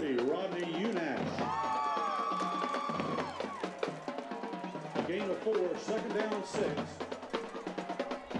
2nd and 6, gain of 4. UNASH on the tackle for Kings Mountain. Tell us the difference, Craig, between a chop and a cut block. Well, a cut block is going to be just right when they're. You'll notice on the line of scrimmage they'll go right off the ground into their legs, into their ankles. He flinched again. Yeah. The tackle flinched. A chop block is illegal. A chop block is where you have a man engaged below where they've cut him, and another man blocks him up high. So like they get him maybe to his leg or his ankles or his thigh, and another guy hits him up top. Those are illegal. And I will tell you this, teams that run this offense well will have a few of those. Exactly. And they, that's just what they do. And a lot of times they get away with it. And I give South Point credit because sometimes they do really well with it. This is a big stop right here, guys. We got to have it. So handoff right up the middle, but some running room, and they'll pick up a first down. That's the fullback Medlock on the carry. 1st and 10. Check that at the 47-yard line of South Point. 1st and 10. And what we don't want to do, of course, y'all know as well as I know, most important time is the last 4 minutes of the second quarter and the first 4 minutes of the third quarter. Yeah. We don't want them to take this down here and get momentum. Because they get the ball coming out second half. Exactly. Hand the ball off to Medlock again, right up the middle. He'll get 2 yards on the carry. On the stop, number 33, Javari Curry. A gain of 2, 2nd and 8.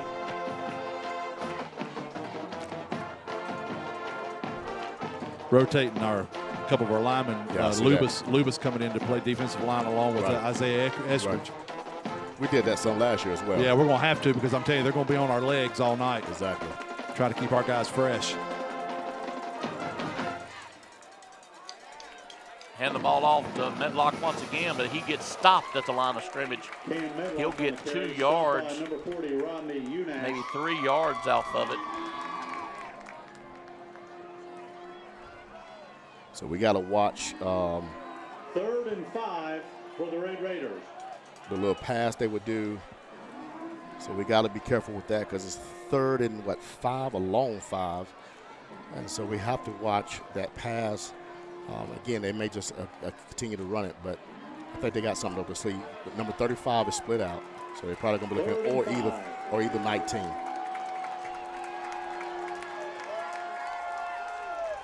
Man in motion, he drops back to throw. Yeah. Right down the field. We intercepted it. Or they might give it to him. Yeah, they're giving it to us. Yeah, intercepted. Mountaineers take over possession right there. Great interception. It was really a 50-50 ball, whoever was going to come up with it. And I think the reason they rewarded the ball to us is because he went to the ground with the ball. Right. 35 took the ball once they flipped back over. Exactly. So they rewarded possession to us. Right, because Bryson did intercept it. Then when they flipped over, he took it. Good call by the refs. And I know South Point fans will again, be mad at that. 1st and 10 from the 16-yard line for the Mountaineers. 4:08 remaining in the second quarter. Mountaineers lead it 10-0.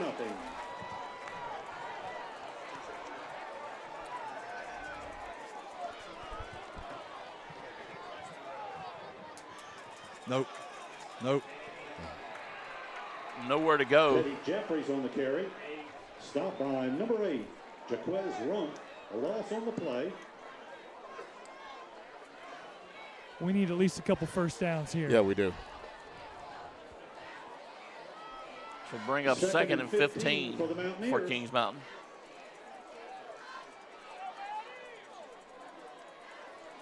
Just looking across the front of South Point, they've got some size on their front defensive line. A long pass, oh God, fumble. And depends on if they call it, looks like they're going to call it a fumble or incomplete. Pass complete. Victoria Lanier, fumble recovered by. Yep, recovered by South Point, but they're going to say he was down on the turf. That's all right. So South Point takes back possession. That's what a young guy does sometimes. Yeah. That's okay. all right. He'll learn from it. He's Was okay. that ball out before he hit the ground? Yeah. It was coming I out as he couldn't was see. I going was on down. the other Yeah, end. he hit. 10 for the Red Raiders from their own 33-yard line. And it looked like Lamont Littlejohn had all day to throw He in the did. back. And perfect pass. You know, it's just these things happen. We just now got to come back and respond. I give credit to the Right. South Point defender for going for the ball on that Right. catch, or the tackle rather. Pitch. Quarterback keeper Come in the up. pitch. And too many Mountaineers around him. He's going to lose big yardage. Right. We played that excellent, men. We had every phase covered. Javier Curry. Dive was taken, quarterback was taken, the pitch was taken. Right. 11 for the Red Raiders. Second and 11 for South Point. Look how far this split in is over here. Right. You reckon they're throwing him the ball? I'm going to say no. I think they're going to try to eat it. And the ball right up the middle. Now the keeper again on the pitch. That's a That's hold. number 19. You'll notice what they do, though. They had 88 split all the way to the sideline. Right. So that opens up a huge lane for them to run the pitch. Exactly. Because it pulls our corner over. They've got a natural running lane. Right. So 3rd and 3. For the Red Raiders. 2:25 Another big third down right here for South Point. Blee is squatting out there like he's banged a little bit. Yep. He's Yep. hurting. Yeah, he hadn't been hit like this. No, y'all. And he's limping, too. Yeah, we got him on a couple Yeah. plays, last couple plays. Right. He's a tough little sucker, though. Yeah, he is. Pitch. He'll keep the No, ball. He's keeping it. Try to get the first down. He got it. He'll get the first Oh, down. what a flag at? What a flag at? Number I believe 40, it's- number 9. I believe it's clean. Nash Number 9, and Curtis Simpson on the tackle for Kings Mountain, and that's a first down. For South Point. 1st and 10. Again, what we can't do is we got to calm back down, get settled back in, stay on schedule, and not give up a big play. Well, guys, they got less than 2 minutes, and this is not a fast offense No. unless No. they try to take it to the air. They are. 35's on a split in, or a slot up top. Split, excuse me. Pitch again from Blee, but he'll looked the keep blitz. it. Nash again on the tackle. On the carry, He might get 4 on it. number 30, Patrick Blee. They called timeout. Stopped by Rodney Timeout's Unash. called by South Point. Timeout, Red Raiders.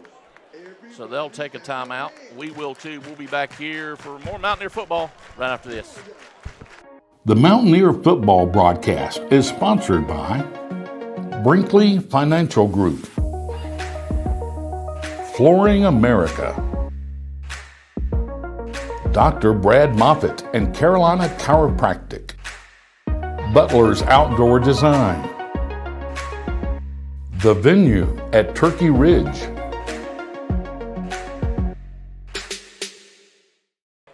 Thank you so much for joining us here for Mountaineer football, KUHS Sports. I didn't look. We will check on some of the scores coming up.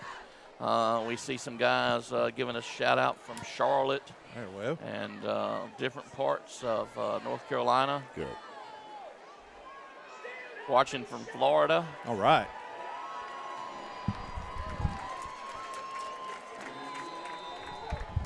Third and 5 as play resumes for the Red Raiders.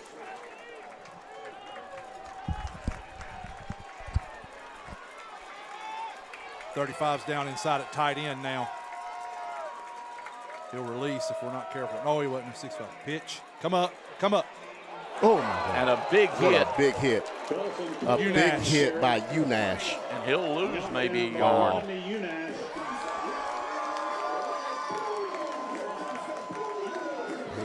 Holding on And South. holding Hold on against a South second. Point. Yeah, we take him back. There's Yeah. a flag down on the field. That's going to take more time off the clock. Holding So you want to move them against back. South Point. Otherwise, it'd be third down from right there. So let's push them back. That's a smart move.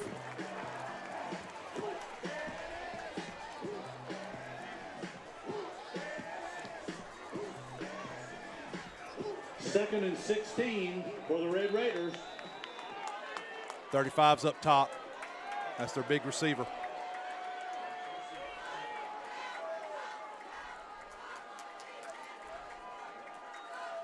Drop back to pass again as Bleed. Holding. Flag on the play, and he just gets rid of the ball. Pass incomplete. Another holding. That's intentional grounding, isn't it? No, he's outside the tackle box, but it Yeah, doesn't but matter. was anybody? It doesn't But matter. it doesn't matter Okay, because they're going to take the hold right over here Gotcha, on the gotcha. hash. Flag down on the field. So it wouldn't have mattered even if they'd called Holding gotcha. Gotcha. against South Point. 51 is going to be the one called on the hold. I think what's happening, fellas, is that now South Point is facing adversity that they haven't faced all year. And I think now we're seeing them somewhat unrattled. And it happens in games like this, Yeah. you know? And again, that the freshman quarterback is a stud. But again, we cannot forget he is a freshman. He's a ninth grader. 2nd down and 30. You're probably going to see them just run a couple plays, a couple running plays, and get out of here. Yeah. We've only got one timeout left. So Blee will take the ball, but he'll get hit hard right there at the line of scrimmage. Patrick Blee on the carry. Stopped by number 15, A.J. Richardson. I think we'll be content to go to the half, too. They'll Right. run one more play and then maybe have to punt. Right. 3rd and 29 for the Red Raiders. They're not going to get in any hurry either. No, because they don't want an offense back on the No. field. They go up. They might even take a penalty right Yeah, here just yeah. to eat more clock. Right. Or no, not here, but on 4th down. Right. Take a timeout, run a play, then that's what they're going to do. Take a timeout. They're going to take a timeout. Make sure you stay with us at halftime. We'll feature the high school band. Timeout, South Point. The marching Mountaineers will be at halftime, so stay with us. We'll take a break. We'll be back with more Mountaineer football right after this. The Mountaineer football broadcast is sponsored by Dellinger's Jewel Shop, King Construction, Patriot Jacks Outfitters, Campers Inn RV of Kings Mountain, JWH Contracting, Allen & Sons Construction.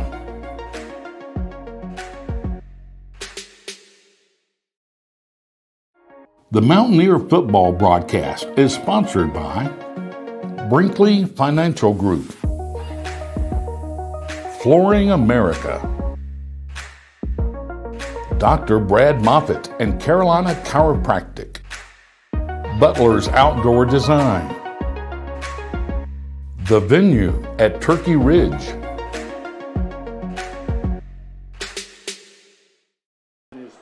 Back here at John Gamble Stadium, 3rd and 28 for the Red Raiders. 36.2 seconds left to go here in this first half. Handoff right up the middle and some good running room. He'll get stopped right there at the 35-yard line. Medloff on the carry. We took a Stopped by timeout. Robert Coach Pickard. Lloyd took a timeout Right. on the punt. We'll see because if we can get some decent Timeout, Kings Mountain. field position on I the think punt he'll take a return, shot. of course we will. Yeah, he'll take a shot. Absolutely we will. So it'll bring up 4th. For South Point. 4th and 22. 4th and 22 for Kings Mountain. Reminder that tickets are on sale for the 50-50 pot. It's up over Guys, I hope you got $1,000 your right now. tickets for the 50-50 pot. And you don't have to ride to the casino. Just to take a quick look at our scoreboard if you've got any updates. I do. I got a few scores. The 133 West Just-in-Time Plumbing, Farm Bureau, Caldwell Banker scoreboard. Newton Conover and West Lincoln are tied at 14. No score Wow. in the Christ the King and Mountain Island Charter. Stuart Kramer, Ashbrook, Forest View, Hunter Huss, North Gaston, Crest, nothing reporting. Into punt for Excuse me, South just Point. updated. Crest Number 28, North 60, Gaston 6. Aiden Ramirez. Deep for the No other Mountaineers, reports number through 13, there. Zorian North Romero. Lincoln up 14-0 over St. Stephen's. East Gaston 28-0 over Bessemer City. And the punt is away. It's a good one. We'll take a Kings Mountain roll, stop dead around the 34-yard line. So Kings Mountain will take over 1st Ball and down 10 on the from there. 34-yard line. 1st and 10 for the Mountaineers So, from their own we've seen this 34-yard line. before, 23.8 And seconds usually, remaining in the if I'm not first half. wrong, Coach Lloyd's philosophy is you know, we'll see what happens this Oh, first shot. Absolutely. Right. And Absolutely. if it's a good positive yards, then No, we he's may gonna go deeper. No, we're going to go to the halftime. Nope, he's going to half. I'm surprised. Yeah.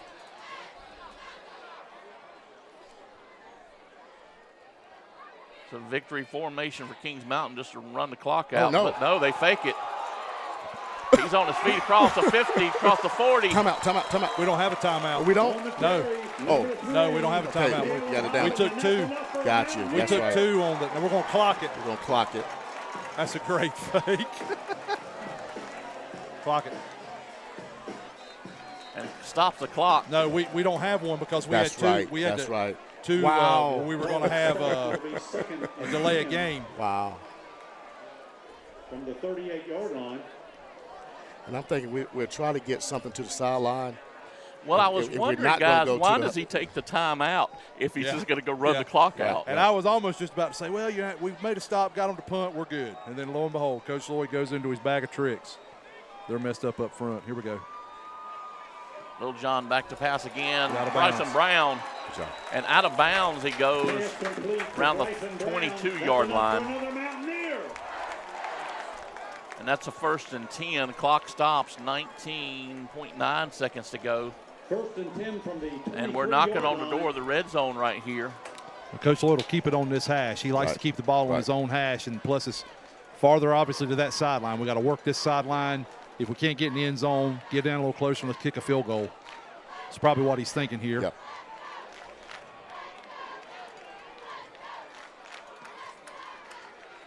Little John once again back to pass, throws it deep to the end zone. It's going to be a jump All ball, and That's good. It's all right. Incomplete. In other words, Sanders.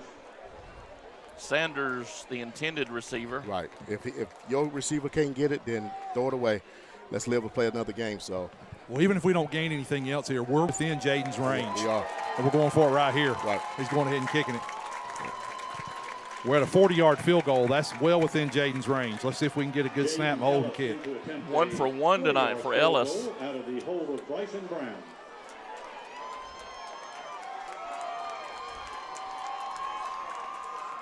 .40-yard attempt. Good snap. Ball is up. That's Looking good. great Oh, to yeah, me. that's good.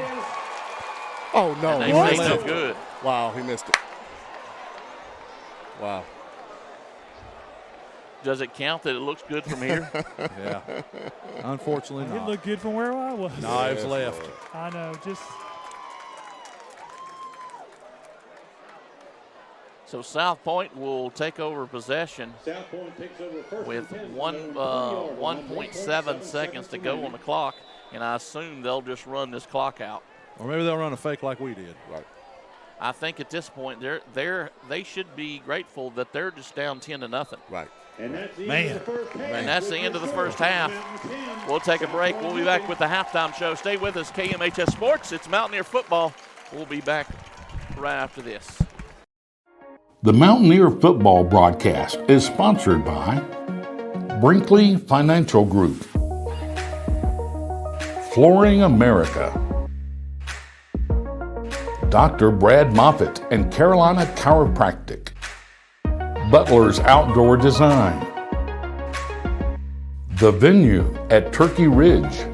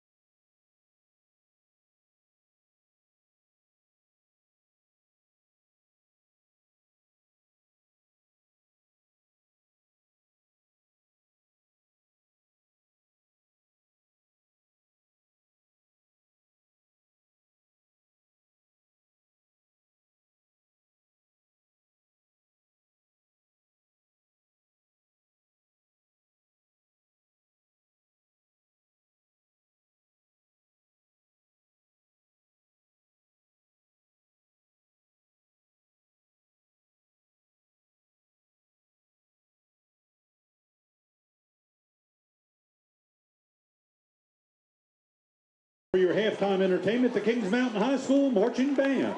The band is under the field leadership of drum majors Lillian Lutz, Camille Currents, and Melissa Brooks. Tonight, the band is proud to share the first part of their 2022 show.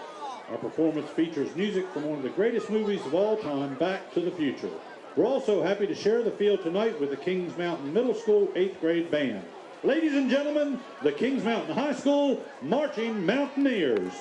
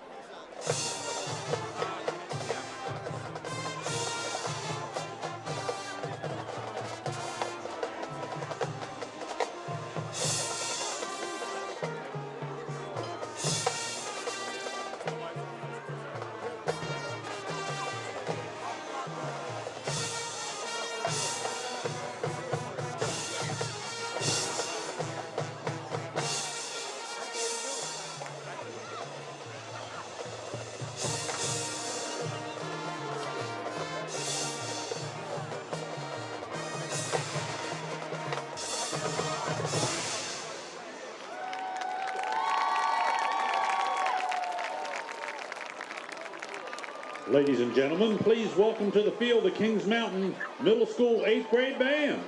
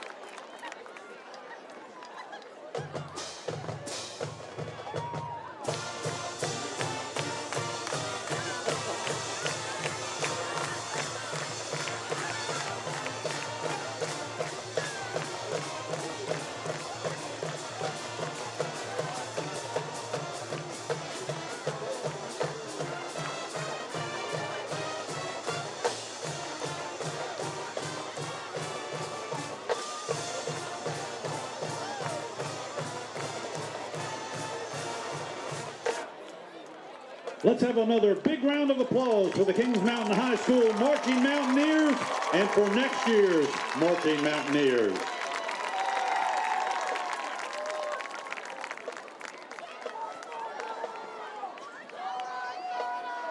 Now Mountaineer fans, it's time for another edition of Student Section Games with Dave Reed and Jason Mills. Get your phones out and post this to social media. Dave, take it away. All right, Mountie fans, we have a contest like no other tonight. I have a couple here with me that are Kings Mountain students. I'm going to let them introduce themselves. Who do I have over here to my left? I'm Hunter Cruz. Hunter, real quick, who is your favorite 6th grade language arts teacher of all time? David Reed. That's right, that's right. It's the only answer. All right, who do I have over here on my right? Cole Groves. All right, Cole, who is your favorite teacher that you never had that's standing next to you? David Reed. You know it.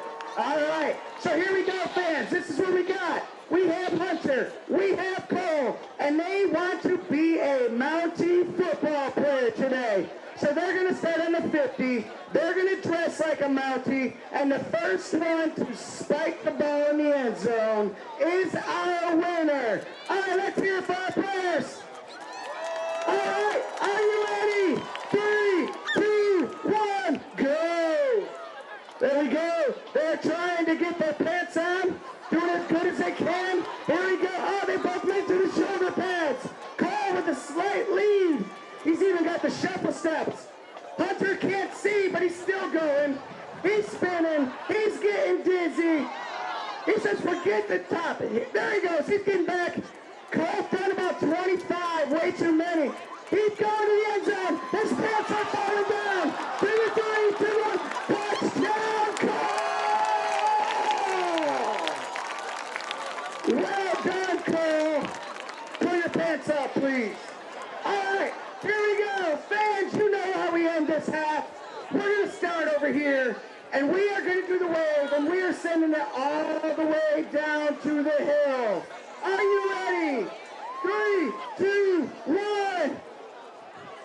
There we go. Let's hear that noise. Let's bring a student section. There it is. There we go. Sending it all the way down to the hill. Yeah, that's the way we do it here at Kings Mountain. Hey, we're not done with you yet. Give us 1 minute, and we are going to do a t-shirt toss as well. But you got to make a lot of noise if you want one.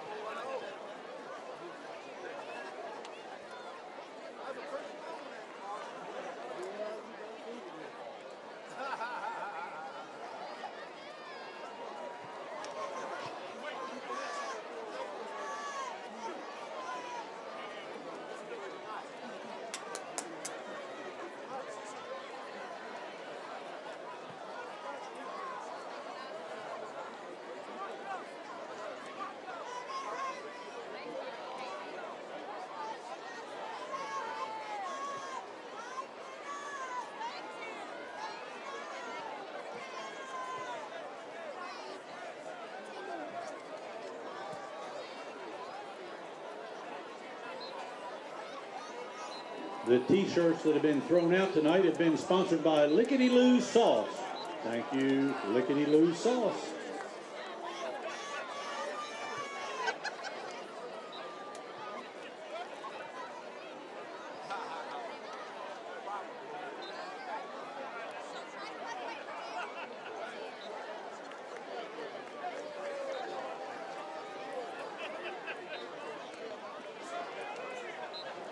Back here, John Gamble Stadium, Drew Fulton with you, getting ready for the second half. That was halftime. We'll take just a quick break. We'll come back and look at some of the Farm Bureau 133 West, Caldwell Banker, just-in-time scoreboard plumbing scores. So stay with us. We'll be right back. The Mountaineer football broadcast is sponsored by Brinkley Financial Group, Flooring America, Dr. Brad Moffitt and Carolina Chiropractic, Butler's Outdoor Design, The Venue at Turkey Ridge,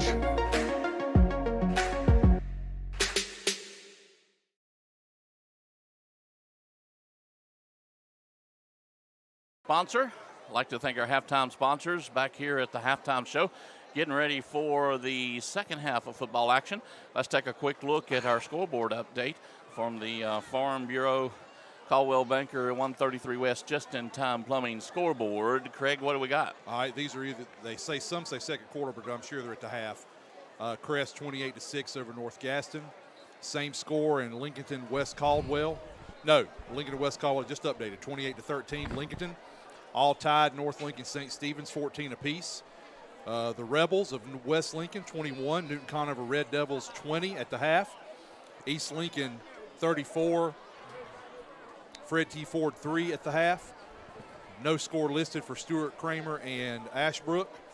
Crest up 47-6 over North Gaston. East Gaston 35, Bessemer City 0. Wow. No score listed for Forest View and Hunter Huss. I'm sure they scored. No score listed for Highland and Cherryville. Burns 35, Thomas Jefferson 0.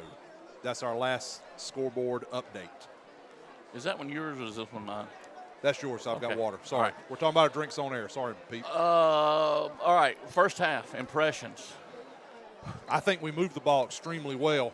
I think we ran the ball well.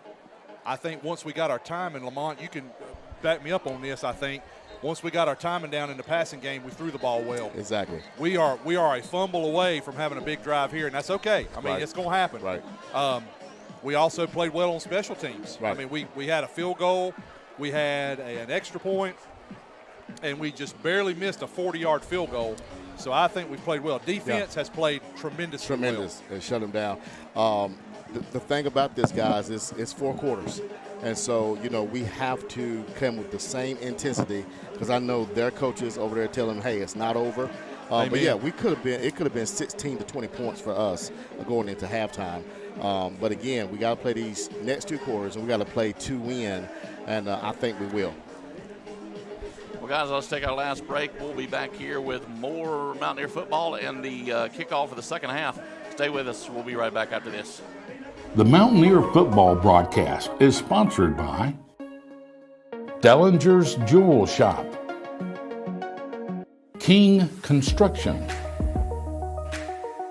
Patriot Jacks Outfitters, Campers Inn RV of Kings Mountain, JWH Contracting, Allen & Sons Construction,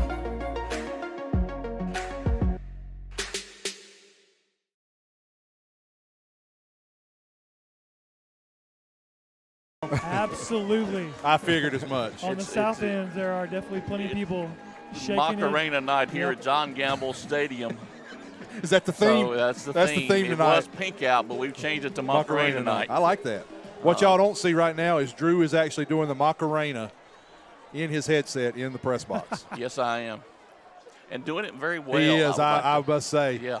The South Point fans are clapping for him across the way over there. We get ready for the opening kickoff. Of course, the Mountaineers took the ball, the opening possession, so we'll kick off to South Point.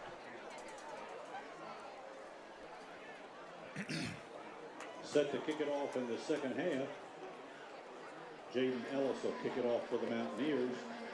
I'd like to say a special thank you to Dave Reed and Jason Mills for helping get some student participation games at halftime going. Right. I think you saw some of that on the Most halftime definitely. show.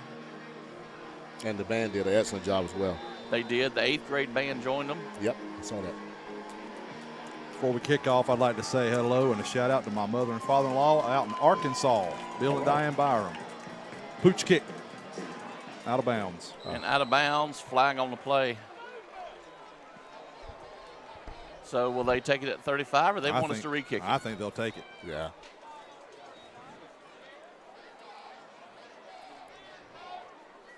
And I think the last return was around this area as well.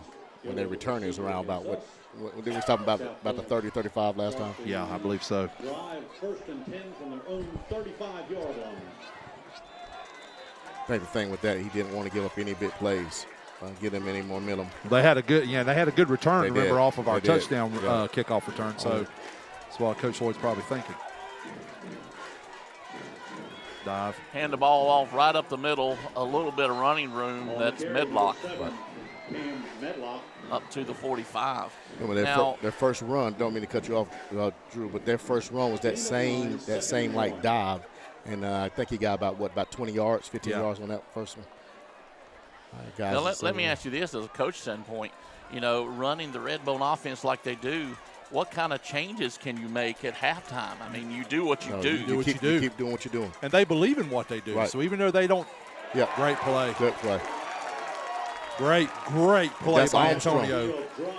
Drew, to answer your question, I mean, they have so much confidence in what they do and the varied looks that they have out of this formation. Right.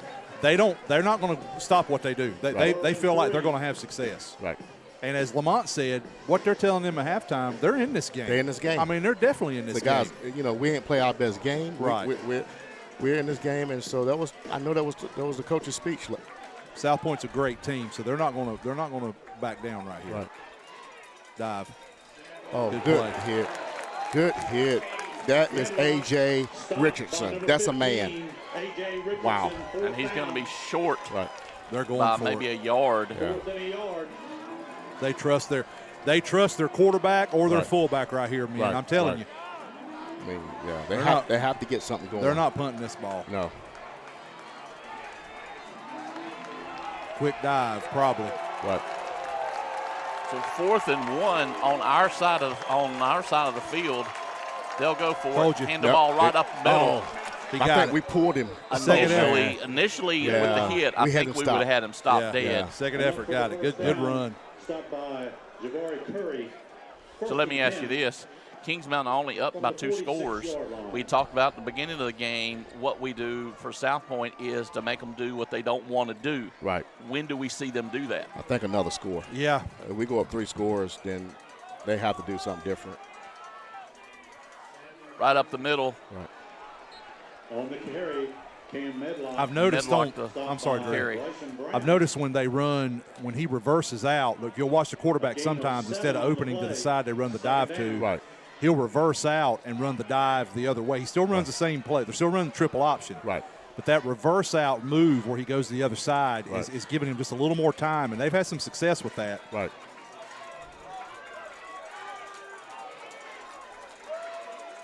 Oh, false start. That's 2 men in motion. Thank you. Yeah. Flag on the play. Again, the referees got caught watching the game. It's like they don't know what to call. Like they just, like, who's going to throw the flag first, right? And again, guys, if you look at this crowd, this is a big game for them. I don't know how many games these referees have been in. I know we have 2 college officials, so it shouldn't be a big game for them. Well, the guy on the crowd side. I'm sorry, Lamont. The guy on this side's watching the motion man anyway, Right. so probably too. He didn't see the guy flinched right Gotcha. first. The guy Gotcha. split out. It's an automatic penalty. Right. It's a false start. Right. Look to pitch. Keeper again. He'll get maybe 3 or 4 yards on it. I'm not trying to diagnose too much because I'm not the South Point offensive coordinator, but their pitch man is trailing more than normal, it looks to me. He looks a little deeper than he should be. Right. That's why I think Blee is having to pull it more and turn inside with the dive. Right. 14's not keeping up with him, it doesn't look like to me. Right. he doesn't necessarily keep up, but, a good pitch ratio. There's that reverse out dive. And the ball right up the middle. They stop him. He drives forward. On the carry, number 7, Cam Medlock. So 1st and 10. And this is the diagnosis. Keep the offense off the field. Yeah. Let's run this clock down. And so far, it's working. So as a defensive coordinator, do you constantly have somebody putting pressure on the fullback, whether he has the ball or not? Most definitely. You hit the fullback every time, especially with this. And this is going to be 4-down territory. They're not punting unless they're 4th and 20. Looking to Leave pitch. the ball carrier again, looking for some running room. He's slippery. He is. That's a good play by Blee. It was. He's tough. He's limping, but he's tough. He'll pick up maybe 3 yards. 3, 2nd and 7. The good thing, we didn't give up, 7 yards on that 2nd down. So if we can get a stop here, put them in a long 3rd down, force them to do something else than run. Dive. Nope, he kept Pitch again, and Blee's going to keep it.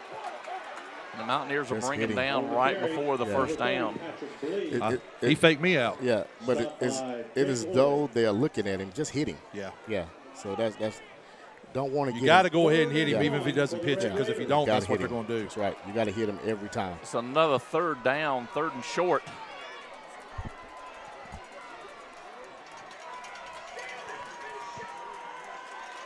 Probably a straight dive. Right.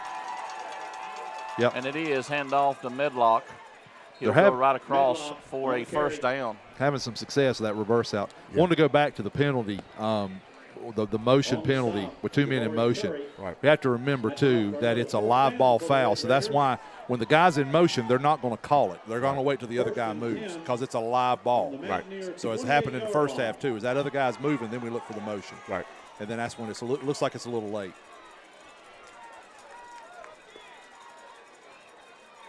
Dive. Handoff again right up the middle. Medlock carry, again. Medlock. He'll get 3 yards off the carry. A gain of 3. Stopped on the play by number 62, Eli Lipscomb. Lipscomb on the tackle 2nd for down Kings and Mountain. 7. So 2nd and 7.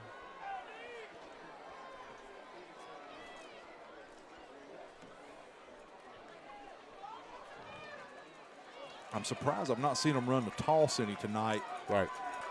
It's usually a really good play for them. And I think they're going to come to the right side here. You got to split out long. Yep. Dive. Yep. Right up the middle, Medlock. He's wrapped up, but he'll get 2 yards just falling Stopped forward. on the play by Jabari Curry.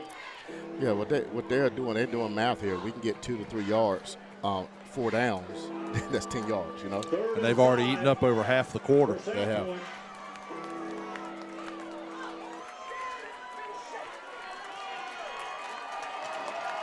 They got to watch the pass here. Number 35 is split out. He's at the top. Yep. So Bryce, you got to watch it. Dive. Medlock Nope. holds the ball, pitches it around the right side, a little bit of running room.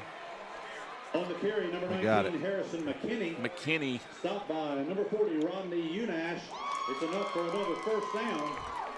So that's a 1st and 10 for the Red Raiders. From the 16-yard line.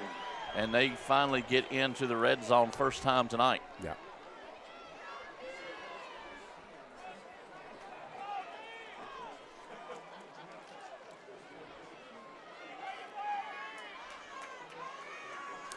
You're going to get a heavy dose of what we've just been seeing. Yeah, got to watch number 19 as well.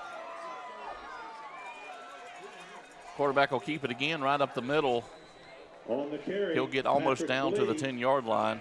And stopped by number 10, Bryson Brown. You notice right here, man, they got inside the red zone, and they tightened their splits down, too. Right. I noticed that their splits looked a lot wider when they were are. on the further end of the field. They'll do that sometimes. Like they'll pull you out some to create some natural lanes, but here and on the last play, they've got really tight splits, especially on this right side. Now they're going tight end over. Reverse out. Handoff. Medlock all the way down to the 5. Stopped by Rodney Unash. It's another 1st down for South. So 1st and goal from the 5-yard line. the Red Raiders are going to score, this is going to be their opportunity right here. It is. And I don't think that neither one of us would have thought at the beginning of this game that, we would keep them from scoring. No. No. And they've done exactly what we thought. We're down to 3:55 in this quarter. Right. They've used basically almost 9 minutes on this opening drive. Hand the ball off right up the middle. No, quarterback kept it. Keeper. Right. See, he faked me out that time. Looked like he was looking for a pass. Yeah, he reversed out again and faked the dive, and like he was going to maybe try to follow him up in the hole. I'm telling you, that action that they're running where he reverses out rather than opening to the side seems to be the better play for them. Right. They get more yardage on those, it appears at least. Right.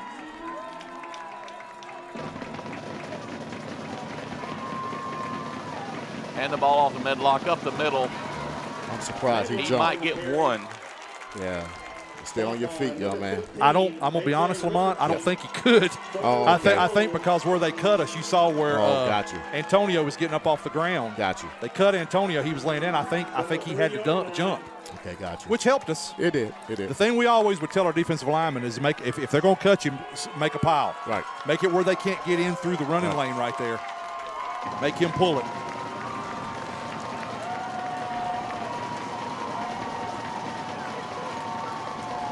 Dive. Once again, right up the middle, touchdown. Yeah, he's in. Touchdown. He's in. Number 7, Cam Medlock, touchdown, South Point. South Point put 6 on the boards, makes it interesting. And that drive quarter. took, let's see, let me do the math. I'm a history major. Yeah. What is that, 9.5 minutes? Sure did. 9.5 minutes off the clock. Yep. Into attempt the point after touchdown, Charles Burtwhistle. That's Crest math, isn't it? Yep. Yeah, it is. We don't need to get that double That's what I'm check, saying. double I line. told you. I should have wrote it down and I did that in my head. That's actually pretty good. Good block. He missed Kick it. is up.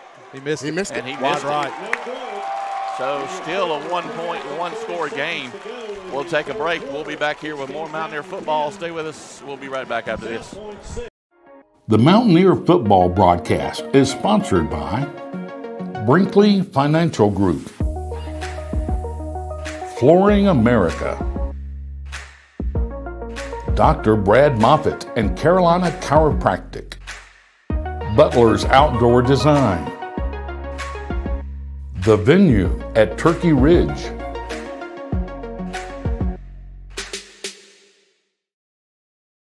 Back here at John Gamble Stadium. So I think they already seen it too. Yep. Looks like the hands team comes out just to make sure. Just to make sure. We talked about off the air that right after they scored on Crest, they kicked an onside kick. Right. And Chris did as well. Chris got the ball first, and then to start the second half, I think Chris kicked it off to him, but onside it. And then Chris only got the ball 2 more times the whole second half last week. So that game plan coming out of half worked to perfection.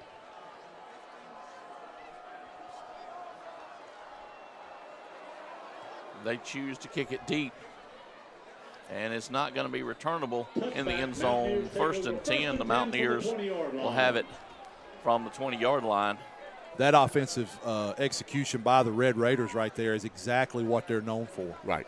They absolutely ran their offense to perfection. The first half, they did it in spurts. Right. That drive right there was what they are known for and did a good job, right, giving them some momentum. Now we've got to go right back at them and do what we did in the first half. I mean, besides the penalty and the 1 tackle for loss, I mean, everything was positive. That's exactly right. It was a good drive by them. Little John hands it off right up to the left side. Plenty of running room. Jeffrey still on his feet, trying to get past the 40-yard line, and does. That's a first down, Mountaineers, and it's exactly how we wanted to answer that touchdown. Exactly. 1st and 10 for the Mountaineers. Ball marked at their own 42-yard line.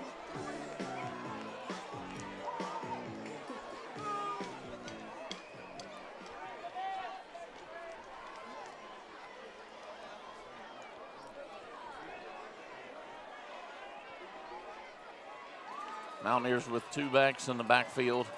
Hands the ball off to Jeffries. No, he doesn't. pitches it out. That is a great play. That is a great play by John Vickers. Loses 2 yards on the play. He stayed at home right there. He saw exactly what he needed to do, and he came up on Jake.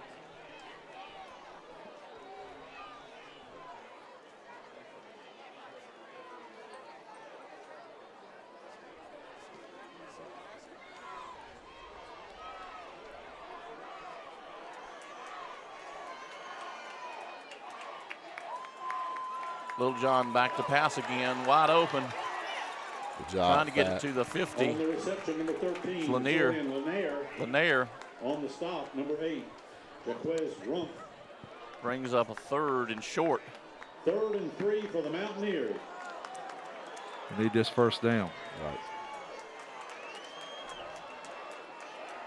I'll bet Fat on that run right there was like, grip the ball. No, he held on to it. He did. That was a great play by him. Cleared out really well for him.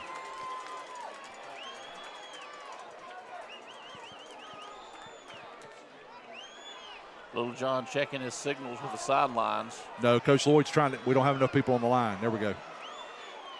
Hands the ball off to Jeffries over Good on cut. the left side. Good cut. Good cut. First down. And that'll be a 1st and 10 for the Mountaineers.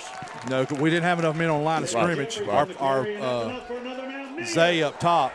No, Zay was a slot. I think it was Quay. Quay wasn't on the line, Right. and we would have. If we'd have run that play, would have been called for illegal procedure. Wouldn't have enough men in the line. Right. Too many men in the backfield. So we're going to take this to the 4th quarter. Probably just Yeah. we've got to run one play. Yeah, because of the play clock. Yeah. Coach Lloyd might save his timeouts a little longer this Right. time. First half, we had to call him out of necessity. Right. Little John hands the ball off again.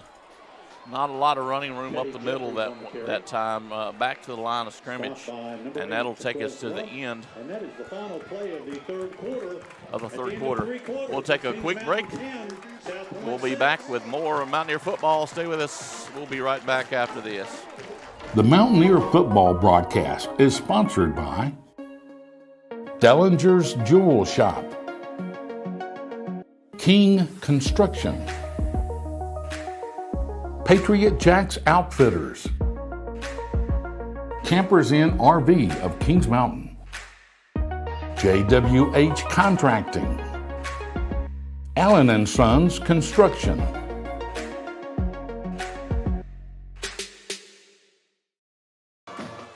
Back here, 4th quarter, getting ready to start. Just check in with our scoreboard right quick. Craig, any updates? Got a few. Crest 34-6 over North Gaston. Lincoln 28-13 over West Caldwell. North Lincoln St. Stephen's tied at 14. Stuart Kramer 15. Ashbrook 12. Newton Conover 20. West Lincoln 21. East Lincoln 34. Fred T. Ford 3. East Gaston 35. Bessemer City nothing. Still no score reported from Forest View and Hunter Huss or Highland and Cherryville. Burns 35-0. That still says 1st quarter. I know that's not true unless there's some kind of delay. That's the latest updates. Mountaineers 2nd and 9. Thank you so much for 133 West, Just in Time Plumbing, Caldwell Banker, and Farm Bureau Insurance. The Mountaineer football.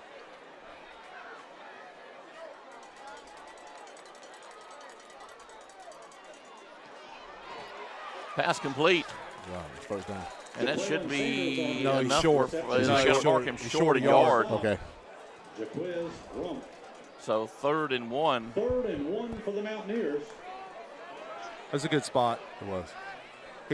When he worked back inside right there, he was waiting on his block to clear from Lubis, and Lubis Right. got out there, and the guy dipped around him, and so Right. it's all right. Good positive play. Right. We can get this yard. Let's do it.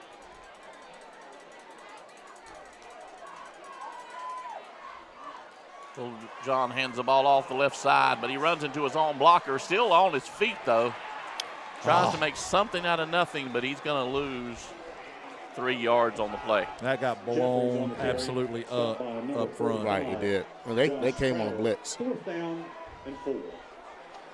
4th and 4, guys. What do you do in this situation? We got to get it. I think he's going to pass it here.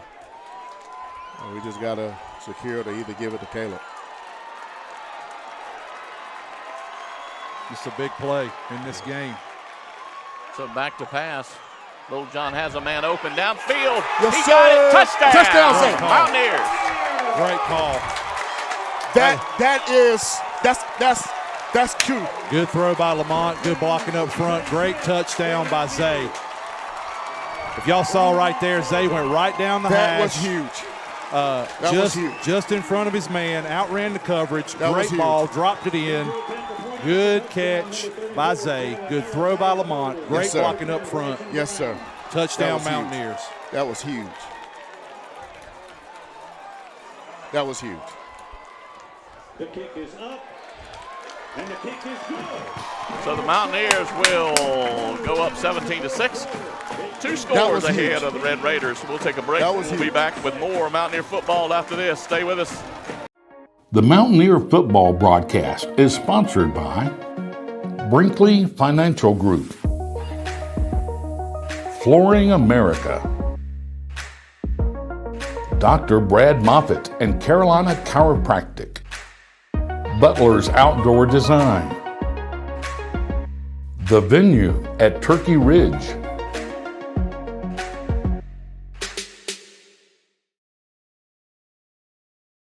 Speed kills. Coming back, Mountaineers just put 7 on the board. We were talking off air. That's one of those plays, guys, that, you know, you're a hero if you can pull it off. Right. But then if you don't pull it off, they wonder all week long, why didn't they go for 4 yards, you know, and get the first down. Right. And our defense got to step up, and so they know now they can't take that time off now if they want to win this game. No, that's right. So now that's why that touchdown pass was so huge. Hey Jeff, what was the reaction like down there? Were you near the timeout or the call when we went for the 4th down? Did you? Yeah. And It was pandemonium down here. yeah, Another Absolutely. pooch kick. He'll make it to the 30. Fumble! Was he? Oh, they They're called him calling down. I yelled in the. I'm called so him down. sorry, Jeff. I yelled in the microphone. Called him down. I'm sorry, what'd you say? I yelled ball. Now tell me about pandemonium. What? I'm sorry. Gosh almighty. So 1st and 10 for the Red Raiders from their own 30-yard line. I'm terribly sorry, Jeff. I And just, Drew and I Lamont. can't believe what a call on 4th down. Yeah. and a perfect pass. Woo. Honestly, I think I pulled a muscle jumping so high. Tight end over. I think that's the most excited I've been on the call all year long. Quarterback. Quarterback right up the middle, that's Blee. He'll get maybe 2 yards on the carry.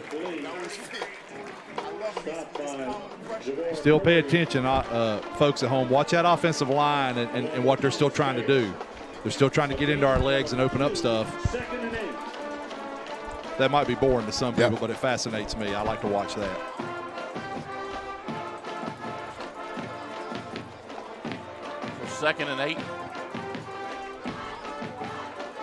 Well, I've always said the triple option's beautiful when it works right. Pass out to the flats. Hold it.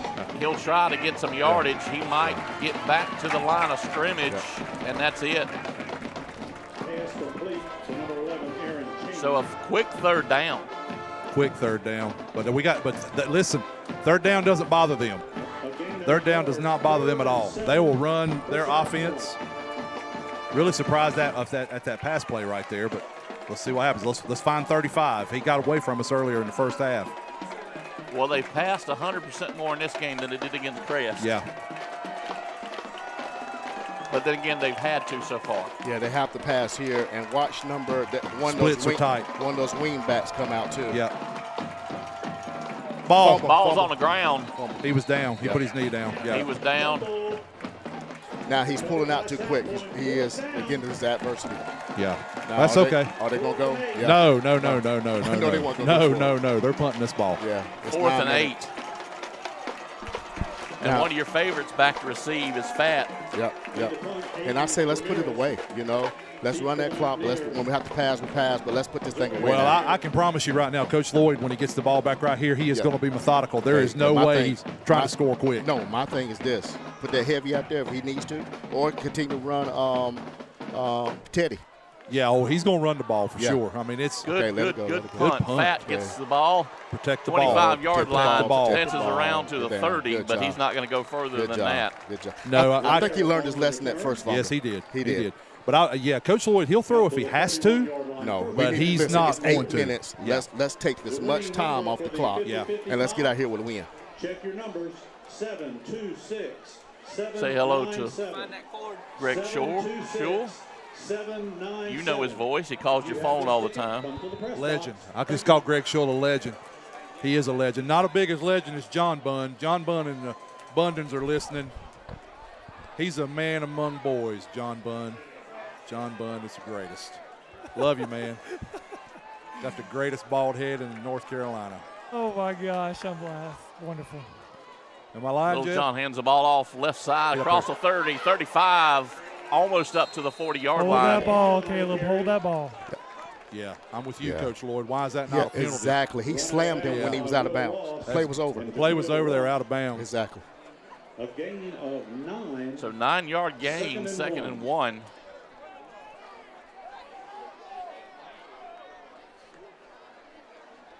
I think that last pass really took something out of this defense. You can see it now. They don't seem like they have the energy they had when they started on the last series. Little John in the pistol formation hands the ball off to Holland over on the left Great side. block. Plenty of running room. Way to get down. Great block, Isaiah. No, that's yeah. Thank you. That was a punch. Number 9 was a punch. He's gone. You see the punch? I did not. Yeah, I was number watching 9, Isaiah's block. Number 9, that was a punch. Just like the guy from Burns. He's had a great game. Yep. I hate that for Vickers. I do too.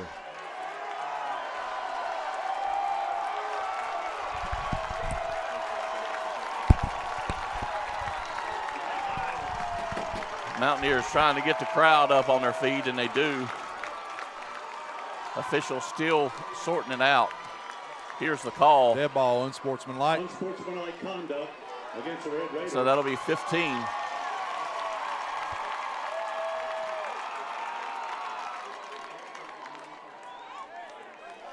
And he's ejected. Yep. 15-yard penalty.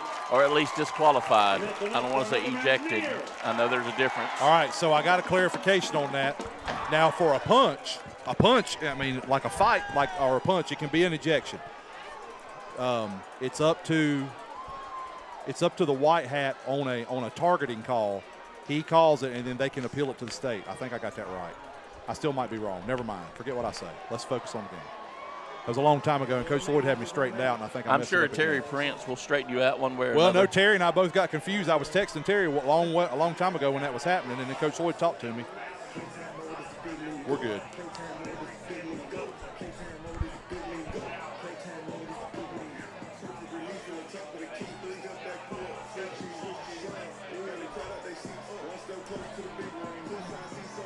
I told him to play it.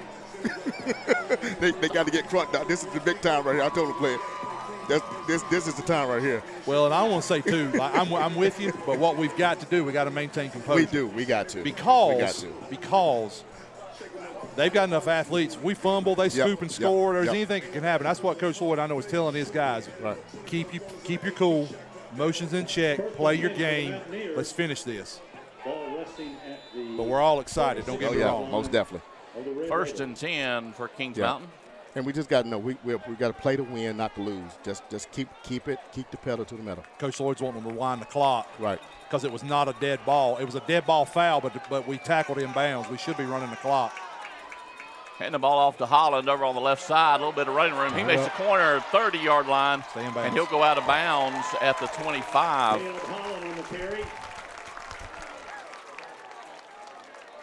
And that's enough for another Mountaineer.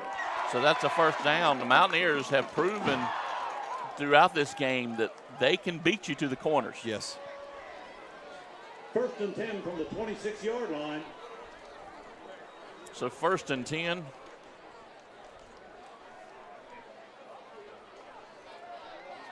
Kings Mountain in no rush to call a play.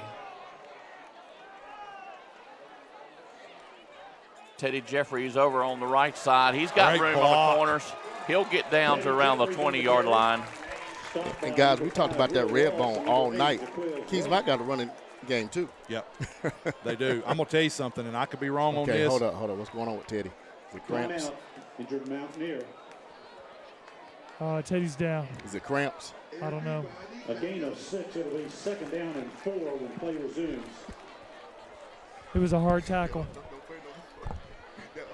All right now, everybody. So Teddy Jeffries, they're attending to him. We'll just take a quick break. We'll walk away. We'll be right back with more Mountaineer football right after this. The Mountaineer football broadcast is sponsored by Dellinger's Jewel Shop, King Construction, Patriot Jacks Outfitters, Campers Inn RV of Kings Mountain, JWH Contracting, Allen & Sons Construction.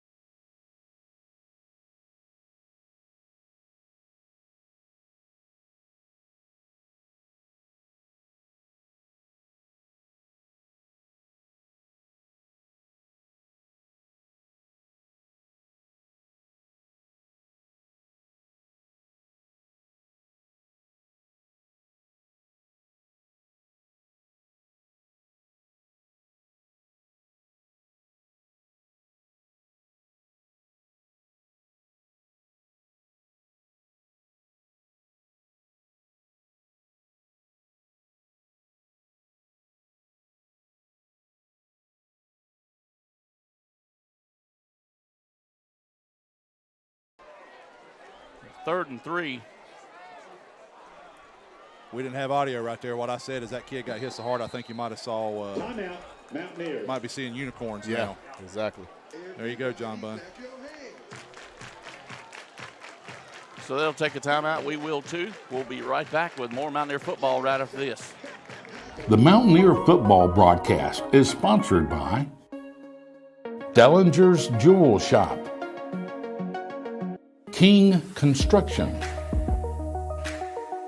Patriot Jacks Outfitters, Campers Inn RV of Kings Mountain, JWH Contracting, Allen & Sons Construction.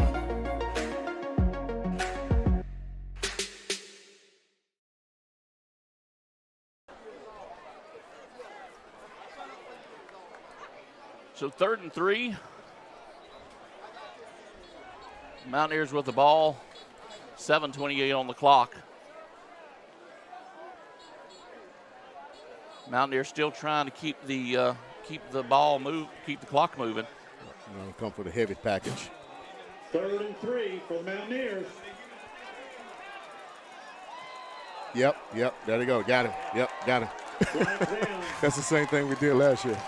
Yep. Offside, South Point, and that's enough for a Mountaineer. That Greg Lord.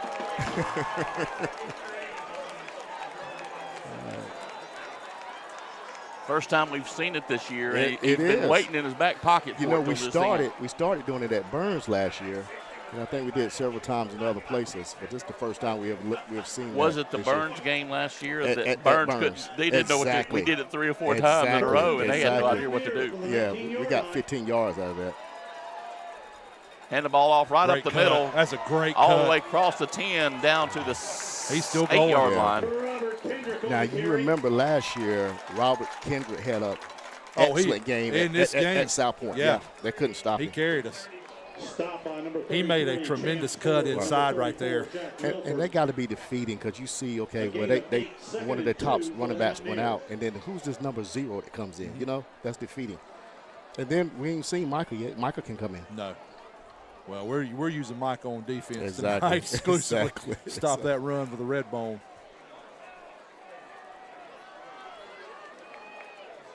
So still able to get a first down. Around the right side, He's and in. he'll Touchdown. go in. Touchdown, Mountaineers. Great blocking on the right side. Touchdown run by Robert Kendrick.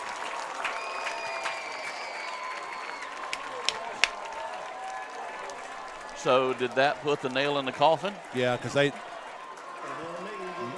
maybe. I mean, I'm not going to be happy till the game's over, but this forces them into a part of their offense they're not very comfortable with.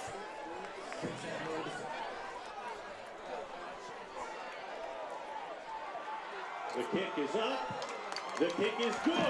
And it's good. The Mountaineers put another on the board. 24-6, Mountaineers lead. We'll be right back with more Mountaineer football right after this. The Mountaineer football broadcast is sponsored by Brinkley Financial Group, Flooring America, Dr. Brad Moffitt and Carolina Chiropractic, Butler's Outdoor Design, The Venue at Turkey Ridge,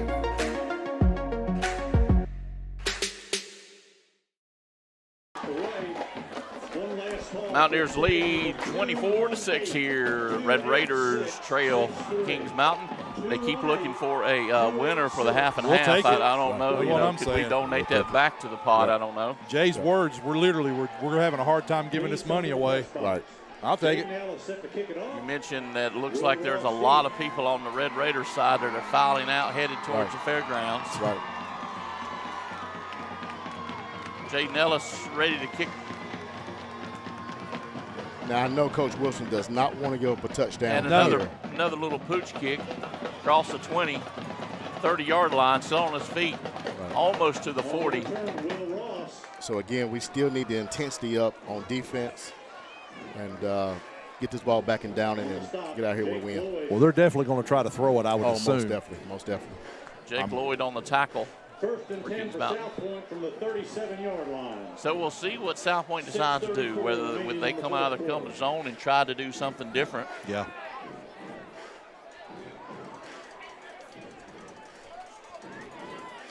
Or spend 6 minutes trying to run the ball down. Yeah, I know. Time is not on their side in their traditional offense. 35's up top. That's been their good go-to receiver. That's who they're looking for. Bleed back to pass, tries to throw it deep. Good That's coverage. a push off. And he comes back to catch the ball. Jake Lloyd trying to make the tackle. Still doesn't do it, but they bring him down to the 10-yard line.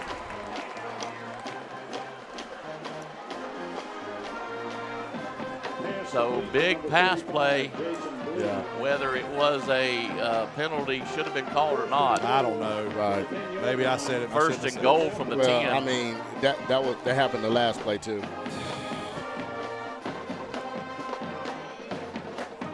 And of course, he has a height advantage over. Yeah, and he's also about, what, 220? Exactly. He's a good-looking kid. He is. Back to pass again, tries to throw it to the corner. Oh, he's of the pushed end off. zone. That's another one. He pushed off. And touchdown. That's twice. I told you. Jackson Blue. Pushed off again. So 6 on the board for the Red Raiders.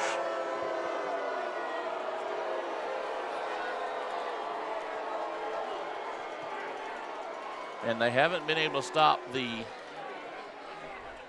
Kings Mountain offense. So would you think they're going to come out with an onside kick? Oh yeah, most definitely. Yeah, they're going for it. I mean, they're going to go for 2 here, Right. and then they're going to try to go onside. They'll Right. try to get us quick right here. They broke the huddle with too many. They broke the huddle with too many. Thank you. I cannot believe. I mean, the arms were extended and everything. Yeah. Is Terry watching?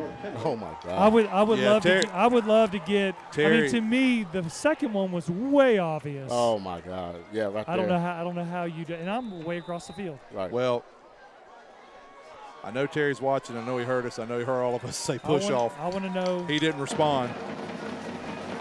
So they'll I still think he go agrees for the with us. 2-point conversion. Lee back to pass with pressure over to the corner of the end zone, too high, no good. 2-point conversion failed. And Lee gets hit hard. They have to help him up off the field Remaining in the fourth quarter, it's Kings Mountain as he 24, limps to the Redbone sidelines. 12. So the Mountaineers give up a quick 6. I think there's a difference. Like on the first play that got them down there, I think there's a difference when you're going for it and you're positioning for the ball Right. as compared to what he did. Right. In my Agreed. opinion, he separated from Jake by moving Jake Right. with both his hands and went up for the ball. Right. And then he did it even worse in the back corner of the end zone. It's Exactly. only my opinion. Yeah. But I think both of those were pass interference. Right. Exactly. Of course, then again, your opinion and $6 will get you a cup of coffee. You got at that right. Starbucks. You got that right. But my main man, Terry Prince, said the second one was definitely pass interference. Oh, most definitely. Thank you, Terry. 726-329. 726-329. I'm all for letting the guys, they ought to be able to fight for position when the ball is in the air. Right. That is a rule. You can do that, but you cannot clearly give yourself an advantage by separating from either of the players. I mean, Right. Mountaineers will line up to have a couple of deep, but they do have the hands team up front. Right. he's lined up for it. Here it comes. They don't have enough on the field.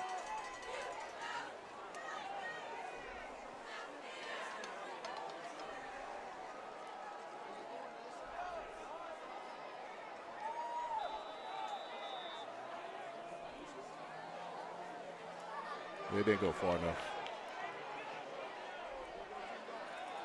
And does it go out of bounds? Yes, it did. It's our ball. So Mountaineers will take possession. Ball out of bounds. Let me also tell you something right here. That's a great job by Coach Mike Harris teaching his guys, because you notice what they did. Right. Our guys didn't come up and touch the ball Exactly. either. They let the ball go out of bounds like they should have done. And Craig, on that point, how many times have you seen in high school where guys will come inside the 10 yards and try to field that ball? They'll try to field the ball, then it's a live ball. Exactly. That's what I'm saying. Now, that was a great point, Jeff, and that was great coaching by our staff, Coach Harris specifically, getting them ready. Our guys didn't even flinch. They backed up and let it go out of bounds. Good job. Get it. First and 10 from the South Point 49-yard So line. where it goes out of bounds at, Mountaineers will take the ball right there. 44. Good field position for Kings Mountain to start. And flags on the play. False Flag start. down. Illegal procedure against the Mountaineers. 5-yard penalty, first and 15.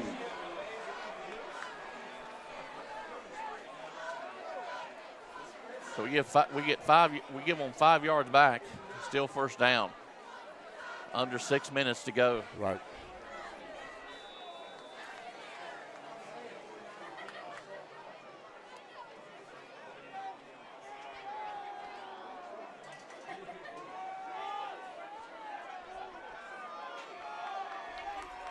Hands the ball off to the Great cuts cut. inside.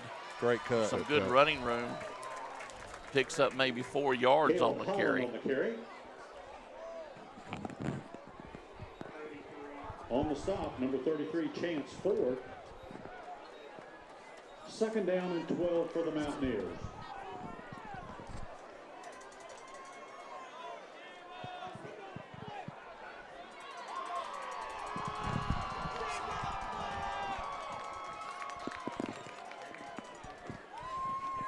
I'd like to thank you once again for tuning in, no matter where you are, to KMHS Sports. Oh. Okay, gotcha. Straight down. Hands the ball off. Oh. Makes a Oh, dance nice move move. or two, but gets pulled down real quickly. And they'll give him a yard on the carry. Timeout, South Point. That's it. Timeout, South Point.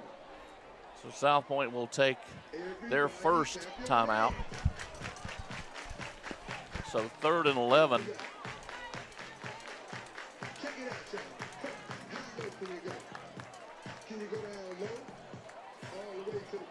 We'll do some Farm Bureau 133 West Caldwell Banker just-in-time plumbing scoreboard updates real quick. Drew was working with the computer. Lincoln Wolves 42-13 over West Caldwell. Tied up at 21, North Lincoln and St. Stephen's. West Lincoln 28, Newton Conover 26. East Gaston 42, Bessemer City 0. East Lincoln 48, Fred T. Ford 3. Crest 34, Wood North Gaston 6. Stuart Kramer 15, Ashbrook 12. Burns 41, Thomas Jefferson 0. We've dropped off the Forest View and the Hunter Huss game. We don't see it on here anymore in the Cherryville game. Sorry we can't update you on those. So the two big games going to come up in the area the next couple of weeks, of course, will be Kings Mountain and Crest, and that big Shelby and Burns that's game. That's going to be a big game right there. Shelby's on a bye tonight. Some people might be wondering why we're not reporting their score if they didn't know.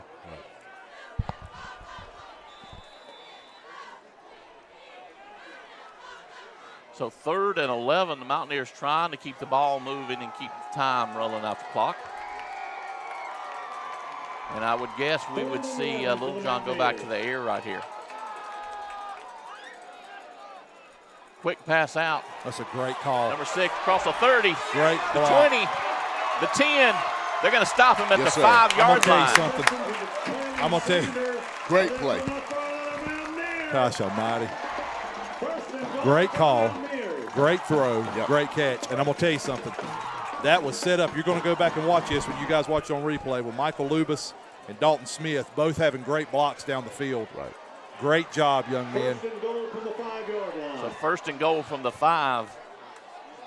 That's a great play call right out of the timeout South Point had pulled. Exactly. Okay, what's going on? Robert's down. I think he's got cramp.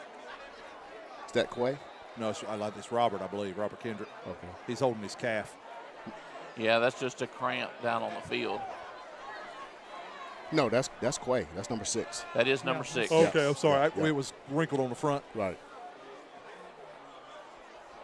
Well, he did just do a lot of work. He did. He did. He earned that cramp. So, guys, let's just take a quick break. We'll be back with more Mountaineer football. Stay with us, KMHS Sports, right after this. The Mountaineer football broadcast is sponsored by Brinkley Financial Group, Flooring America, Dr. Brad Moffitt and Carolina Chiropractic, Butler's Outdoor Design, The Venue at Turkey Ridge,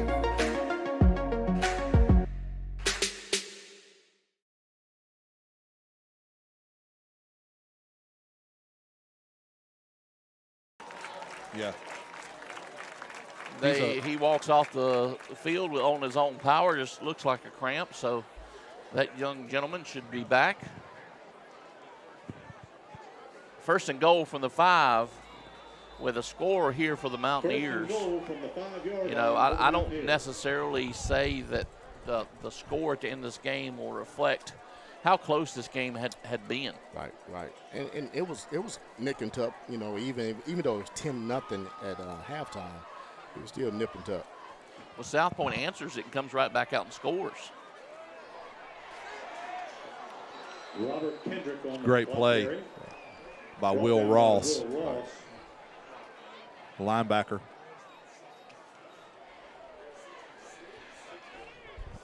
He'll lose a yard, being up 2nd and 6. A loss of a yard, 2nd down and goal from the 6-yard line.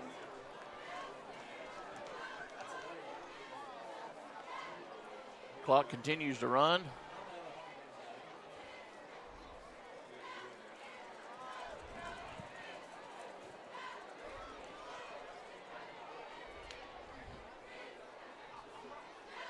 Little John calls the signals. Hands the ball off right up the middle. A little running room all the way to the goal line. Woo! Get in? And no signal. No, they're calling him down on about the 1 foot line. Oh, wow.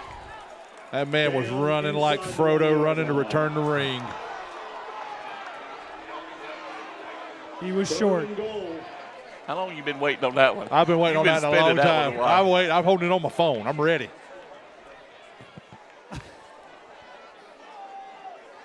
Bring up Frodo. How about that? Guys, I just talked to someone on the sidelines. We've even got ESPN Charlotte covering this game. Wow. This is huge. Then we're going to take it all the way down. Who got it? Who called a timeout? Timeout on South Point. South Point called a timeout.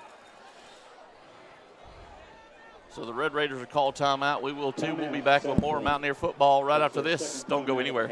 The Mountaineer football broadcast is sponsored by Dellinger's Jewel Shop, King Construction, Patriot Jacks Outfitters, Campers Inn RV of Kings Mountain, JWH Contracting, Allen & Sons Construction.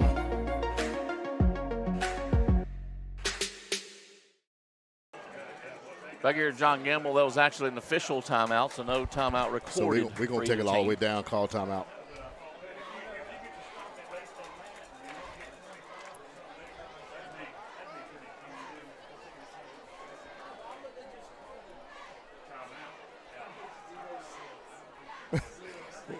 You got to love the fans talking about go. There's no need to go. Well, they want 6 more on the board. Well, we will eventually get that, but, you know, my thing is they're going to call a timeout right here and set up a play to get it in there.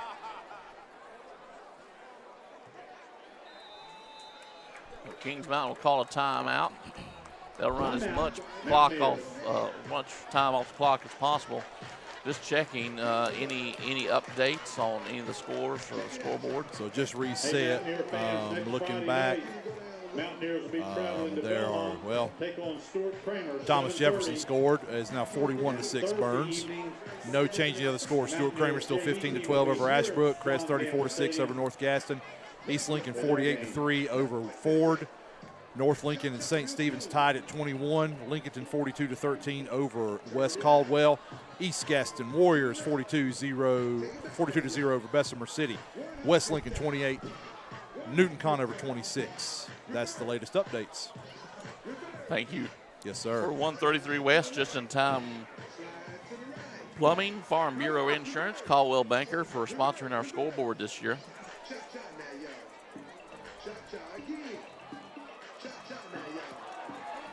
So 3rd and goal from the 1-yard line. Inside the 1-yard line.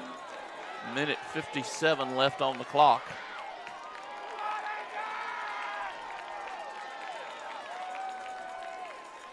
Mountaineers right up the middle. He got Touchdown. pushed back. There we go. Touchdown, Kings Mountain.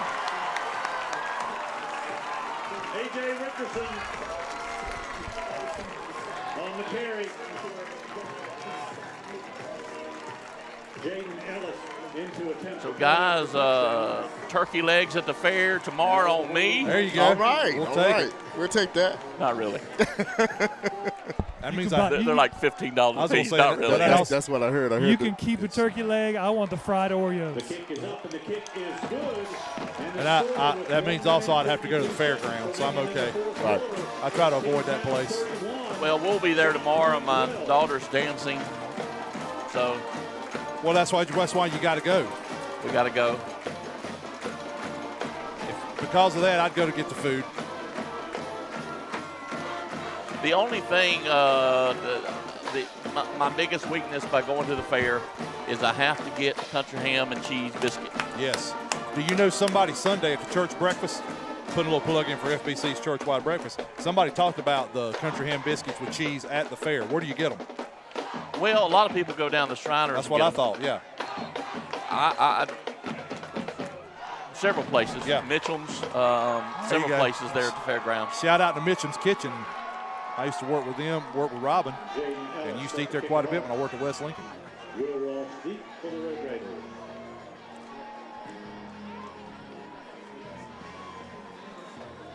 Jaden Ellis will tee the ball up. See if he gets the green light. Kick it No. deep. Pooch. And he does not. Little pooch kick. They'll come up and Ball. field it. Ball's on the ground. I think it's ours. No, I think he got it. Did he get it back? Got back on it. He jumped on it. Okay. That reminds me of the Franklin game last year, the first round. Y'all remember that? Yeah. 35-yard line. So is that exactly what they want to happen Yes. for those Yeah. pooch kicks? Yes. Definitely. Don't want to give them a chance to break a big one. It gives us time with the push kick to get our guys down there to make a tackle. And when Jaden kicks it well, like he did right there, I mean, it makes a huge difference. Come number 35 here. 35 probably on our he's gonna- side. Yeah, he's going to look for him. I'll play somebody over top. Oh, there you go. Yep. So they're coming up in a 3-receiver set. And of course, looks like false start. You know, I am sorry that I've not done this. I keep saying 35. That's the quarterback's brother. 35 is Jackson Blee. You are correct. I'm so sorry. That's the first time I've said that. I have not given that young man credit. Is he going to be as tall as his brother? I'm telling you. He's a Wow. good-looking kid. What was the call there? It was against Kings Mountain. I don't know. Lee back to throw, throws it deep, Oh, and drops the ball. He had it in his hands. man, he's hurt too. Was it not false start on them? Yeah, but he's hurt. No, I mean, they marked it out on us. That's number 11 down on the ground. Yeah, I hate that. The way he turned. Hope. Aaron Cheney. Yeah, I hope he's okay. That looked like a knee. The one thing you don't want, I don't want anybody to be hurt. You don't want nobody to get hurt. I know these young guys, they're competing. South Point is one heck of a team, but you don't want a kid to get hurt like this, especially when the game doesn't mean anything right now. You know, we mentioned earlier that there's several of the South Point fans have left the stadium, but I don't think any of the Mountaineer fans have. Nah, we still packed over here. We got a few spaces, but no, we still got a packed house over here. Incomplete pass. 2nd down and 5 for the Red Raiders. So 2nd and 5 on an incomplete pass.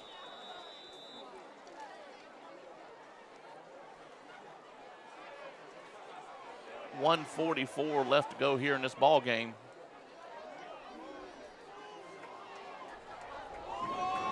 Mountaineers will leave here and head to another Big South Conference foe. Stuart Kramer next week. Down deep this time. Great coverage. Incomplete. Blee's pass incomplete. Intended for Guys, I'm Justin just going Blee. to tell you, A.J. Richardson just laid the lumber on their quarterback.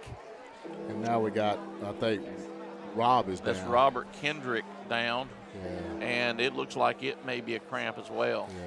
Y'all are talking about the crowd staying. I've had a couple people hit me on the phone saying the YouTube people aren't leaving either. So we got some loyal fans on YouTube. We Most appreciate y'all definitely. staying We with us. appreciate y'all. You guys hear me okay? Hello? Yeah, we got you. We got you. Okay. Nobody responded when I talked about A.J.'s hit there. Oh, I know. I'm sorry, Drew. Jeff. Yes, I saw it too as he got in on the quarterback late, or not late, but as he was throwing the ball. Man, Yeah. big hit. Yeah. Yeah. Just making sure Drew didn't mute me. Sometimes he mutes me. I want to give a big shout out to Rick Harris. He's a Red Raider fan, but he's watching all the way from Saudi Arabia. Wow. Thank you, Rick. Wow. I'm not sure if that's a cramp or if he came down wrong on his ankle.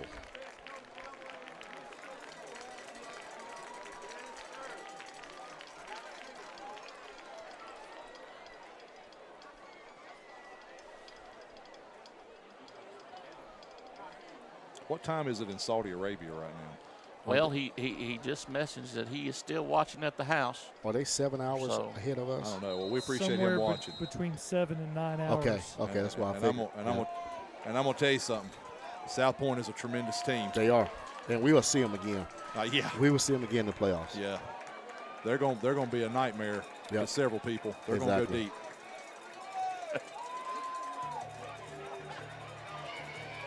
He's quick. That's a block in the back by 11. Yeah. Penalty. Should be on 11. Yeah, they're going to call a late hit on us. Flags down on the field. Well, I think they might throw 2 flags there because I'm telling you, 11 Blee on the blocked. Looks like he blocked Curtis out of like in the back as he went to the sideline. I know we So it might be offsetting. we pushed him late. Shout out to the Campbells. Dead ball personal foul. So it's just on us. I thought they threw it quick when 11 got us. Go ahead, Drew. I'm sorry. I was just going to give a shout out to the Campbells. They're across the street somewhere watching it from their living room. So I'm sure they've got cars at one point were piled up in their front yard. Yes, mine are. Yeah, my house is blocked right now. Yeah, you can see both of the streets up there. I mean, Yeah. car lights, I guess they are cranking up the car, get ready to head out, but you can see them. 1st and 10 for the Red Raiders. And quick whistles. Yeah, Timeout, Kings Mountain. I think they're going to get a good dose of Greg Lord and Darrell Wilson telling them, hey, we got a minute and 32 seconds. We don't need no foolishness. Man, I'll tell you, I just got a shout out from Bella Vista, Arkansas, where we're being watched in Bella Vista, Arkansas. If either of you can find that on a map, I'll buy you a ham and cheese biscuit. Bella Vista, Arkansas. There's probably a Walmart there, I'm sure, because that's Exactly. where Walmart originates from. Arkansas. Arkansas. A few weeks I'll have to travel up to Kansas City, Missouri. But I'll be back for the game. Once again, plug the Kings Mountain Touchdown Club. This broadcast would not be possible without them. You need to be a member of the Touchdown Club. Log on to kmtouchdownclub.com. Find out how you can join the family and be right along with us here at the Kings Mountain Touchdown Club. You get some benefits, some parking benefits, some different things. We've got the 100-year dinner coming up, so you definitely want to be a member. Different levels of join. Blee back to pass. He's under some pressure, throws it out of bounds, incomplete. Blee's pass incomplete. Intended receiver Jackson Blee, 2nd down. Yeah, Blee has definitely been hit several times tonight. Right. He's going to be black and blue in the morning. Yep. He's a good player, and I'm telling you, he's having to see him for the next few years. I'm not looking forward to that. Right. Of course, we travel to Stuart Kramer next week, but South Point travels to Ashbrook. Red Raiders, 5-yard penalty. They have Ashbrook and then come home to face Forest View, and then they end the season at North Gaston. I tell you, you guys remember last year we played Stuart Kramer here after we beat South Point, and they gave us fits. I hope we don't have a letdown next week. We got to be ready for that one. We have to. We have to. I'm sure the coach is going to be preaching that all week. And the ball off, big running room. Mountaineers going to try to stop him, crossing the 30 to the 25, and brings a big first down run for the Red Raiders.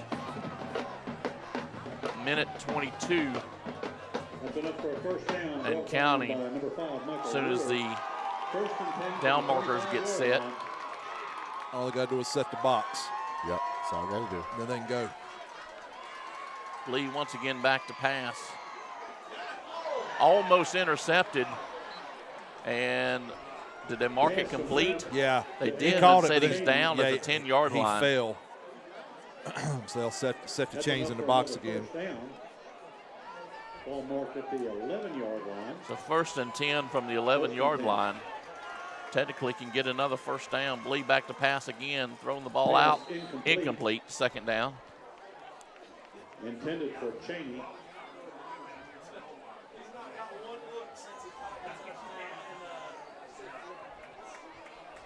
Second and 10. I know Coach Wilson does not want them to score here. We got to have a big stop here. You know, for South Point, too, this allowing them to work on something they don't normally do well much is throw the ball. Exactly. We'll reverse Hand out. the ball He's off. in. He's touchdown. South Point. Touchdown by Cam Medlock.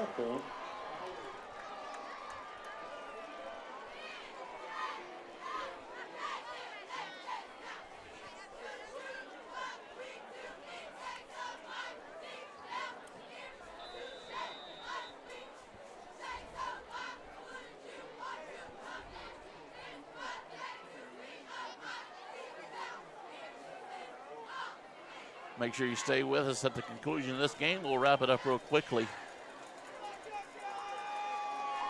And check on some final scores around the area And they'll score on the 2-point conversion. Patrick Lee in for the 2-point conversion.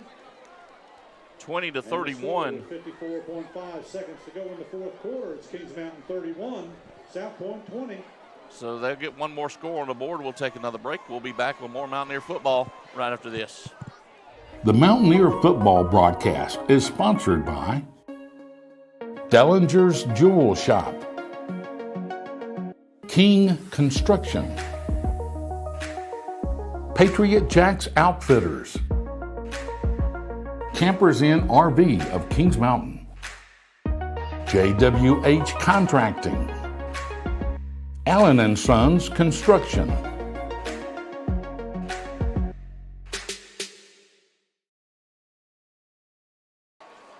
Back here at John Gamble Stadium, 54.5 seconds left to go. Mountaineers up by 11 points.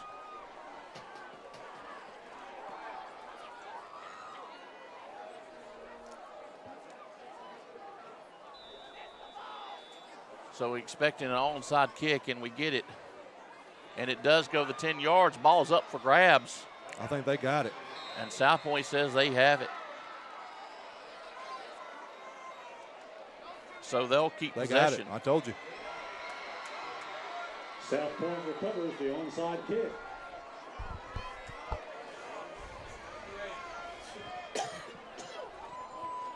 So still a little life for the Red Raiders. Yes, it is. This is not the way we want to end this game because it's going to make it closer than it is.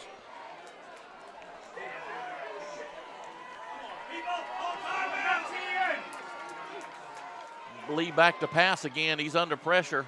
Throws it deep. I'm boys. Incomplete. He keeps on pushing off. You can't defend that. He's too tall and he's pushing off. It's just jump ball. Second down.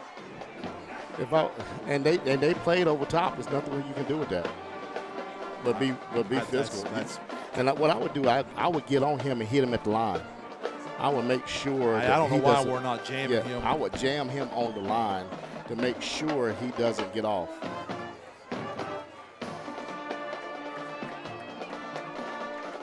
I would get up and then play over top. Lee once again back to pass. Throws it in the other direction. Across the middle. Incomplete. Third and 10. Third down. On the coverage, Zay Smith. Zay Smith on the coverage for the Mountaineers.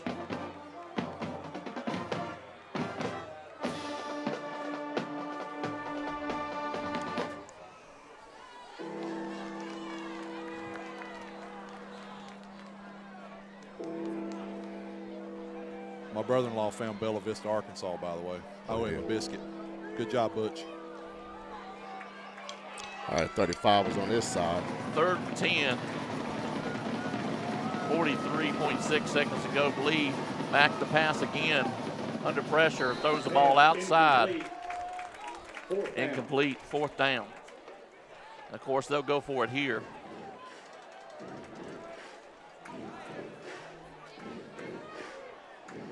So a stop here by the Mountaineers should be the ball game. It should be, but again, it just depends on if they're going to call the push off because he's going to go to number 35. 35 is over here. He's going to go to 35. It depends on if he's going to call the push off. Two receivers to this side, man in motion. Didn't get a clean snap. And they get him in the backfield. What a way to drop end it. him for a tackle, for a sack. Let's get in the victory formation. There you go. And Great job. the Mountaineers will take over possession. First and 10 right there. Mountaineers take over on down. Defense So that will end the hopes for the Red Raiders. Unless something strange happens right here with Ain't this nothing next strange. play. He's going to take a knee. victory formation and not the fake. 27-yard line. Great effort by the Red Raiders. They play hard all the way through. But, guys, you know, we got to face these guys again in the playoffs. Maybe that's good that we didn't blow them out so we won't have the big head if we have to play them again. So this 30, I know we didn't want to give up that many points, but, you know, this may be something that we can build off. Yeah, definitely. Say, hey, we did not finish well. And that'll end the ball game, guys. That'll be it. They can't stop. Well, they could stop the clock, but they're not going to. Mountaineers win 31-20.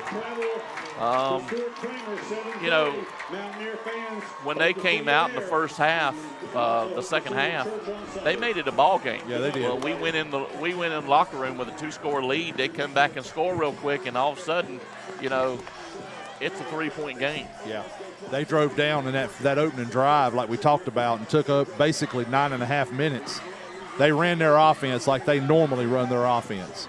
We were fortunate we were able to execute defensively and get them out of their rhythm a little bit again too. But I'm telling you, you also saw some explosive plays with their passing game. 35 is a player, the senior Blee, and then their quarterback, the freshman, the very athletic group of young men. That's a good team. We are fortunate to get out here with a win tonight. We'll take it. Guys, let's take just a quick break. We'll be back to wrap this game up. Stay with us. Mountaineer football, KMHS Sports, right after this. The Mountaineer football broadcast is sponsored by Brinkley Financial Group, Flooring America, Dr. Brad Moffitt and Carolina Chiropractic, Butler's Outdoor Design, The Venue at Turkey Ridge,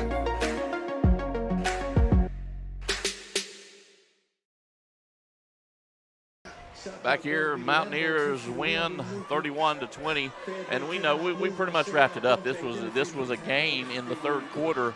Mountaineers able to put some more points on the board. Late, South Point makes a last-ditch stand, and a pretty good one they made. It got interesting there at the end. It sure did, and more than we wanted it to, but we were able to pull it out, and we're happy. Guys, the Mountaineers will travel to play Stuart Kramer next week over in Gaston County. Make sure you join all the buses and all the crew that's headed over there. That's going to be a great game. And then we're back the week after that, home here at John Gamble Stadium, which will be senior night to face Ashbrook. And of course, that will also before that Thursday is our big 100-year celebration dinner here on the turf at John Gamble Stadium. And if you're a player, if you're a former coach, if you're a former manager, if you're a Kings Mountain Touchdown Club member, that's open to you for free. But you have to register by October the 10th and send that registration in. You can check kmtouchdownclub.com for all that information as well. Guys, anything you want to say before we wrap this up? I just want to say that's a great job and a great win, a great team win. I know we still didn't play a perfect game. Right. But we played, again, I think we played more of a solid game in all three areas. We did. Getting better each week. And I know the coaches will say to them, another thing to coach up on is that we did not finish like we wanted to. Right. We gave up big plays, and of course we know we had some questionable calls there on that one touchdown pass, but again, we did not finish like we wanted to. But hey, a win is a win. This is big. Jeff's on the sidelines. Jeff, can you still hear us? Are you able to get to maybe one of the coaches just for a second or two? Yeah, we'll see. They're meeting right now. Let's take a quick break. When we be back, we'll see if we can't grab one of the coaches before we end up. We'll be back here with more Mountaineer football. Stay with us right after this. The Mountaineer football broadcast is sponsored by Dellinger's Jewel Shop, King Construction, Patriot Jacks Outfitters, Campers Inn RV of Kings Mountain, JWH Contracting, Allen & Sons Construction.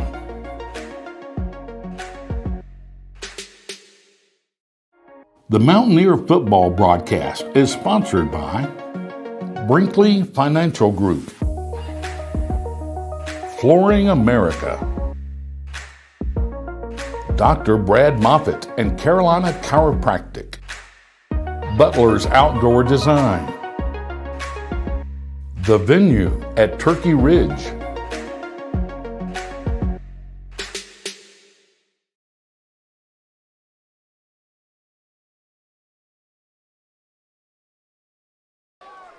Back here at John Gamble Stadium, Drew Fulton, Jeff Johnson, Craig Short, Lamont Littlejohn with you.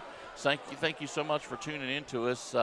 It's been an interesting game, and it will be for the remaining of the year. We've got a couple, Stuart Kramer coming up, Ashbrook coming up. Then, of course, we end the season at Crest, which is going to be a big matchup. It is. And again, with the Crest game, y'all, I'm telling you, you can throw the records out the door because it's a rival game.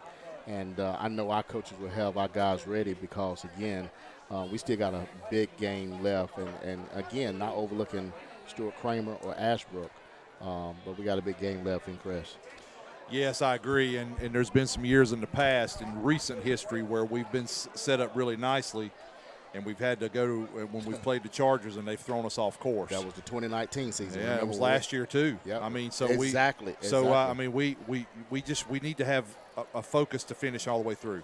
Jeff, you got. All right, you guys Coach? hear me? Yeah, yes, sir. Let's talk to Coach for just a minute. Coach, fantastic win. Give me your thoughts initially. Yeah, really pleased with how we played tonight. That was, I thought, that's the best we played all year. Gave up a little bit there at the end. Give South Point credit. They fought to the very end, but boy, that was a great victory. And South Point's a very good team, and we beat a good team tonight. I thought probably one of the best all-around offensive games for the team. I thought they were on the offensive side. I mean, listen, defense was good, special teams was good. Offense, to me, looked the best they have all season. Yeah, and we've been getting a little better, and then we kind of come out tonight a little bit. Just proud of him. Thought Lamont was just beautiful tonight. He just played well, and he comes up big in big games. He does, and all the guys ran hard. We blocked hard. We made some catches. It was just. And did we turn it over? I don't want. No, one time. Yeah. Oh, that's with the fumble. Yeah. We had a fumble on the pass. Oh, that's right. Yeah, so that was a big play, and that's fine. Yeah, so just one of those things. But, yeah, just pleased with everybody. It was just a great game. Thankful to the fans that came out tonight to support our team. It was just the Mountaineers came out strong tonight, and that helped us. Coach, congratulations. Enjoy the win. We'll see you at the coaches show this week. Sounds good. Look forward to it, Jeff. Well, Jeff Johnson, Take care. For myself, Drew Fulton, Lamont Littlejohn, Craig Short. Guys, let's head to the fair. Guys, we'll see you next week. Most definitely. Thank you so much for joining us, KMHS Sports, presentation of the Kings Mountain Touchdown Club. Y'all have a good weekend. The Mountaineer football broadcast is sponsored by Brinkley Financial Group, Flooring America, Dr. Brad Moffitt and Carolina Chiropractic, Butler's Outdoor Design, The Venue at Turkey Ridge. The Mountaineer football broadcast is sponsored by Dellinger's Jewel Shop, King Construction, Patriot Jacks Outfitters, Campers Inn RV of Kings Mountain, JWH Contracting, Allen & Sons Construction.